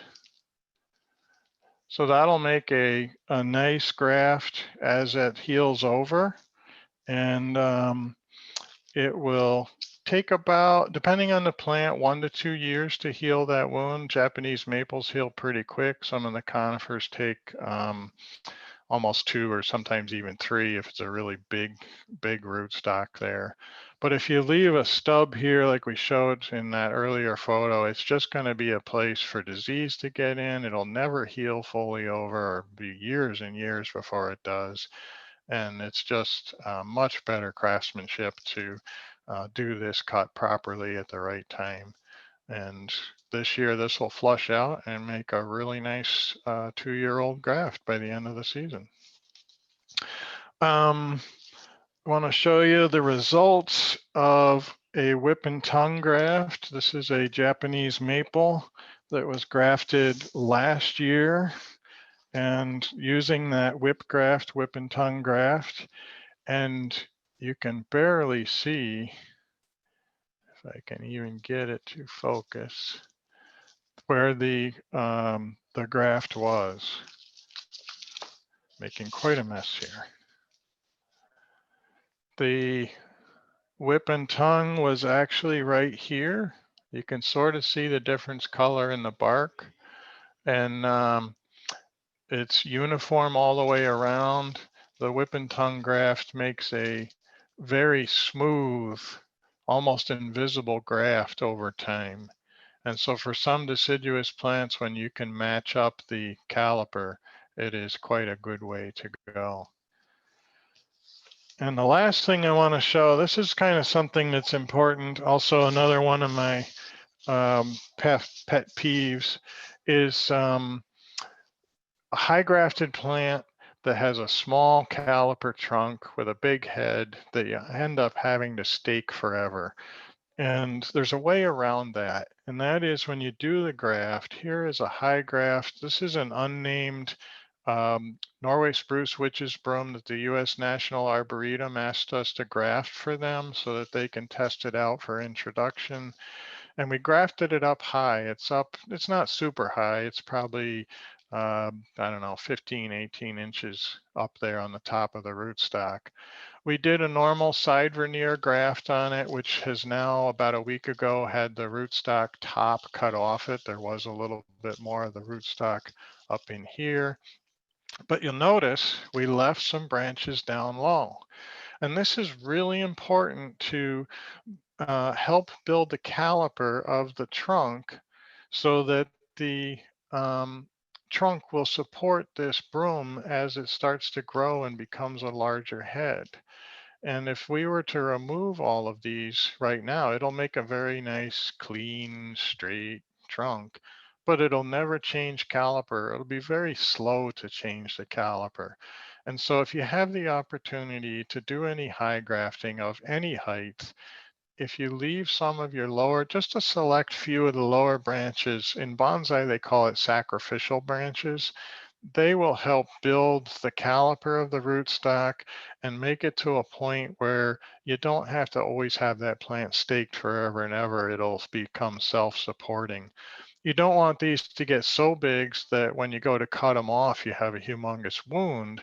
So I usually keep a series of them growing on a high grafted plant so that I can, maybe I'll take this one off next and leave the other one for a year or two, and it may sprout out another one in the meantime, which will be a smaller one that I'll leave. You will notice though that we did subordinate them. They've been cut on their ends, and so they don't have terminal growth, which will subordinate them so they don't take over, but at the same time they'll do their job building some caliper for us. And the last thing I want to show is the result of doing a good job cutting off your rootstock. This is a Japanese maple that was done with a side veneer graft. And see the callus tissue that's formed there? It's really pretty. It's healed right over. In another year, get the tag out of the way there. That'll just, as those two caliper up together, it's just going to form a really beautiful graft union. It's well knitted on this side. This was the side I did my alignment on. And the other side was where I had a flap that I closed up. You can't even see the scion on this side because the flap totally closed up. And they didn't match in diameter at the time of grafting. The scion was smaller than the rootstock. But because I did that compound wedge on my cut here, I was able to line up here, close up here, and it'll create a really healthy, strong rootstock graft union there. So that pretty much concludes the live portion of the demonstration. So I think if there's any other questions, Debbie, we can get to them. Yeah, that actually worked out quite well for your Oh, first good. Zoom presentation. Yeah.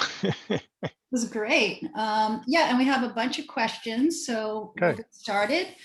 The first one is from Steve. I am amazed that grafted conifers are as cost effective as they are. Hmm. What is your loss rate and what should we expect as an enthusiast doing it for fun? That's a That's the good first part. question. That's the first part. Hold on. Okay. I think buying your grafted plants is my answer, but I still want to try it for fun, for the fun of it. Great presentation. Thank you very much. So go ahead. Thank you. Thank you. In the nursery, we shoot for a minimum of 80% take. It becomes very cost effective for us when we cross 90%. At 80%, we might have to bump our price up from the standard price a little bit to compensate, and below 80%, we have to do quite a bit of compensation because that's a lot of work that gets lost in that. And that percentage varies hugely by species. So like Japanese maples, we're well up in the 95 to 97% take, but what can I think of? Some of the oaks are very difficult and we may only be down at 30% or 40%. For conifer grafting in rank of ease, the 5-needle pines are probably the easiest. Then would come maybe the 2-needle pine, spruce. Dawn redwoods are really easy. Larch are pretty good. And so if you wanted to try out some on your own and are looking for a little bit of instant gratification, try the dawn redwoods or the 5-needle pines. Ginkgos are also pretty good for that too. Great. Okay. Next question from Andy. In your grafting recovery tent with the LED lights, do you aim for a specific lumen setting or a specific wavelength? I would like to. We haven't gotten that fancy yet. It's just basically a bunch of carnival lights. We use a two strings of lights down a 6-foot wide bench. And the light bulbs are broad spectrum white LEDs in the brighter, I forget the term they use in LED, but the brighter white, and spaced out. I think the bulbs are every 2 feet or so on that. I'd love to get fancy with it and do some more work with the lumens, but haven't gotten that far. And this is from Andy. Do you ever use 3-year-old wood as scion? If it's a very dwarf plant, yes. I just don't have the time to wait for the 1 or 2-year-old on a super dwarf to get to any size. And so in those cases, I will use 3-year-old, but that's probably the only time I do. And this is another question from Andy. Would it be better to go up or down the rootstock to better match the diameters of the rootstock and scion so the cambial layers meet on both sides? Probably going up, especially if you're working with a very dwarf plant. They'll actually do a little better grafted a bit high, some of the really slow growing dwarfs. If it's a larger grower though, I try to stay as low as I can to keep that graft union down near the base for optimal strength and visual presentation. And Bill didn't quite get the compound angle idea on a smaller scion. Does that make the scion sort of a concave cut? It's not concave as such, and I'll try and draw it here. It might come across a little better on a drawing.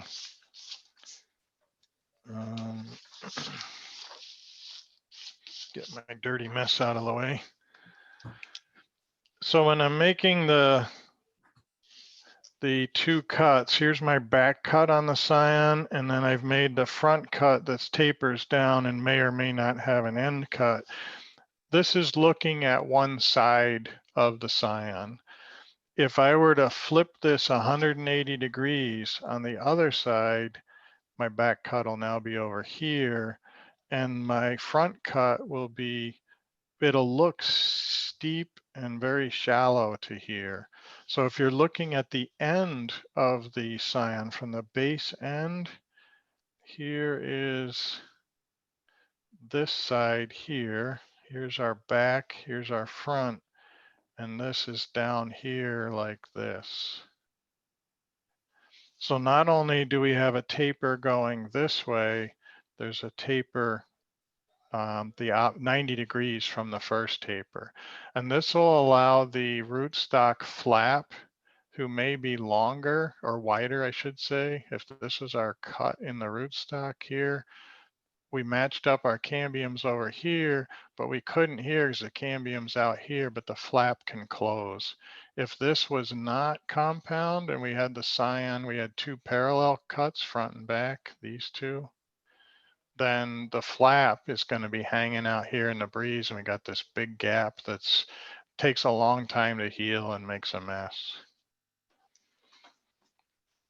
Hopefully that answered the question. This is from Drave's Arboretum. Are conifers ever bud grafted? I've heard of some people doing that in the bonsai community. I haven't personally tried it. So I don't know. I would think it's probably possible, but don't have experience to back that up. Okay. Is there a source for the backyard grafter to obtain small quantities of rootstock? Yeah, that can be a challenge. Some of the grafting nurseries, if they have excess, are willing to do that. I don't have anybody specific that I can recommend to you.